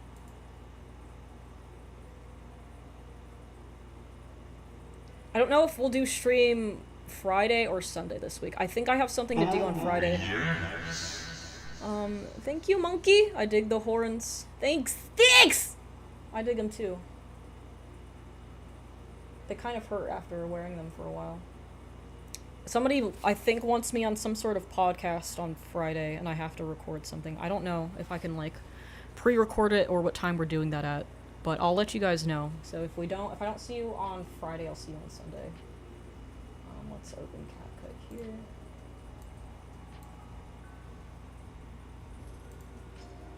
Slap that motherfucker in. Delete this one. See what are the audio levels on this. This looks like it has decent audio levels actually, but we'll play it anyway. Hey Mika, hope you're doing good. So this is gonna be as quick of a summary, as succinctly as I can put it, about how I recently fucked up at work by fucking one of my coworkers. So, ooh, hold on, yep, don't earn where you earn, don't fuck where you make a buck, whatever. Don't fuck where you make a buck. Basically, so for the last couple years, I've had this huge crush on a coworker of mine, and there was a lot of debate that I would try to involve my friends in on whether she also felt the same way about me. Anyway, fast forward, turns out that she had feelings for me, but she was in a relationship up until recently, and she found out that ex of hers had cheated on her while at work about a month ago. So she like crashed out at work. We weren't talking before this for nearly a year because she had feelings for me, and she stopped talking to me, and we stopped hanging out out of her respecting her relationship. So we started reconnecting because of that. I was trying to, be like a supportive friend, and I have also experienced a similar situation with my ex, which was also a long-term relationship for several years where they cheated on me at the end. So like I understood what she was going through and tried to be there for her. And we started talking more, and she hung out at my house one night with some other friends, and she ended up being there extremely late, ended up sleeping at my place. Nothing happened then, but then a couple weeks later, this became more of a regular thing, and we ended up having sex. So this went on for a few more weeks, and well, she came to her senses eventually and realized that we probably shouldn't be doing that, and she needs more time to like get her shit together, and that she needs to experience being single. And I respect that decision. I told her that that was the right decision, which I really do believe is the right decision, and it's just, strong feelings and emotions and all that made it hard to think clearly during that time. But anyway, she stopped talking to me again recently, and when I tried reaching out to her, I tried calling her, she texted me the next day and just said to leave her alone, respect her boundaries, and that she doesn't want to be friends anymore. And, that was kind of out of nowhere. It was pretty harsh. So yeah, that's where it left me. And so now I've lost my friend who, felt really close to, and also this is something that I have to deal with at work, so it fucking sucks. Jesus Christ, man. That's just fucking sad. It just sounds like she used you. That's tough, man. I wonder if you could, like, go to a different department. Like, I wonder how often you're seeing her at work, I guess. Because, you know, I explained earlier, I've had a similar thing happen to me at a school where, you know, you don't get, like, a whole lot of space from people because it's, like, 200 people total go to that school. So you don't get to really run away from that situation. Both kind of used each other. I don't know if he used her. It just sounds like she was looking for a rebound, and she knew that he liked her. Oh, yeah. So she just went for it because, you know, she used the words, "I just need to experience being single." In my head, that says I'm looking to do a hoe phase and I'm not ready to settle down, and I played with somebody else's feelings that probably liked me a lot more than I liked them, and I think she did him dirty. Dude get back with her but randomly quit and never contact her again for shits and giggles. I think she already did that to him. I think that ship sailed. I don't think he can pull an Uno reverse on this one. Gotta stay vigilant for man-eaters. Yeah, you know, it happens between both genders. Both people, everybody's capable of taking advantage of somebody else. It doesn't matter what gender they are. Like, I'll give a lot of shit to men because I've had bad experiences with men, but women can do that shit too. And it just sucks no matter who it happens to. He's fine, he caught feelings. I don't, like, that's natural. It sounds like he's had feelings with her for her for a long time. I believe it's been, like, he said, like, a year, I guess, where he thought of her, in that manner. I don't think there's anything wrong with that. I don't think he was trying to take advantage of her. But she definitely could have handled that with more tact. I think she might have been aware that he's probably liked her for a long time. It sounds like, too, that she also had feelings for him while she was in a relationship, which is also just like, how do you do that? How do you have eyes for somebody else when you're with somebody else? I think she's a bad person, probably. She's not in control of her own fucking emotions, and she'll readily, you know, she's predisposed to use people, I think. I don't know. I don't think he's the asshole in this situation. I think he just got fucked over, which, you know, it fucking happens. I don't think there's really anything you can do about the situation. I wouldn't quit your job over it, because, you know, it's difficult to get fucking jobs these days. So, you know, it's just a fucked up situation, man. It sounds like two people who didn't communicate their situation, their hopes and expectations. That happens a lot. I think some people go into stuff thinking, which is, you know, it's naive, but, like, because I've done this, right? Like, I go into relationships thinking, like, oh, well, this person likes me, therefore, we're kind of on, like, the same page, right? With, like, oh, this is gonna be a relationship. It's not just gonna be a fling. I'll straight up tell people, like, yo, I don't do hookups. I think that's gross and weird. I really like you. I want this to be, like, an exclusive long-term relationship. And I'll say that before anything happens. And then they'll just be like, yeah, sounds good. Wow, yeah, we're totally on the same page. Wow, yeah. And then they're just fucking lying. And then you just get used. And there's no way to, like, determine that they're just lying to you. You just get fucked over. You get taken advantage of. You ask them, what are we? And they're like, oh, we're nothing. Bye, bitch. And that's the end of that fucking story. And you just get left behind by somebody who just took what you got and left. So yeah, the gym is calling. Bro, that's the truth right there. There's nowhere for you to go but the gym. You gotta, you know, get on the strong lifts, do strong lifts 5x5, start pumping the iron, and forget about that hoe. You can do better than her anyway. She sounds like an emotionally unstable person. Because I think it takes somebody who's just has no situational or emotional awareness, who just willingly just tosses somebody aside when they know how much that other person probably likes them. So fuck her. She's not for you. That's the universe telling you that anything long term with her probably would have been a fucking nightmare anyway, and she would have driven you fucking crazy. So, you know, her loss. You sound like an alright dude. You sound like you knew what you want, and she didn't know what she wanted, and she made it your problem, unfortunately. So yeah, get swole, bro. Start pumping those fucking irons. Alright, boys. My throat is hurting. It's feeling spicy. So, that's the end of the stream. This was fun. We'll do this again this week. I like this a lot. Fun stream idea. If you've got ideas for what I can do with this fucking stupid-ass green screen, hit me up. Let me know. I'm always open for suggestions. There's infinite possibilities with this fucking thing.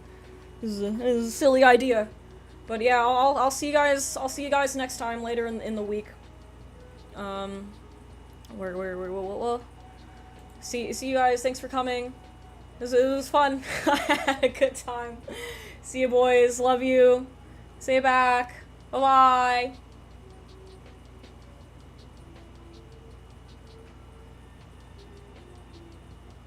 Who's mad? The cuck mods in the Discord, you will be all replaced by AI. Fuck all of you. Stay mad and gatekeeping fucks. This man's, seems a little mad. I don't know why. I would never replace my mods with AI. That would never happen because I don't like AI, but, stay mad, I guess. See ya. Bye! Bye-bye!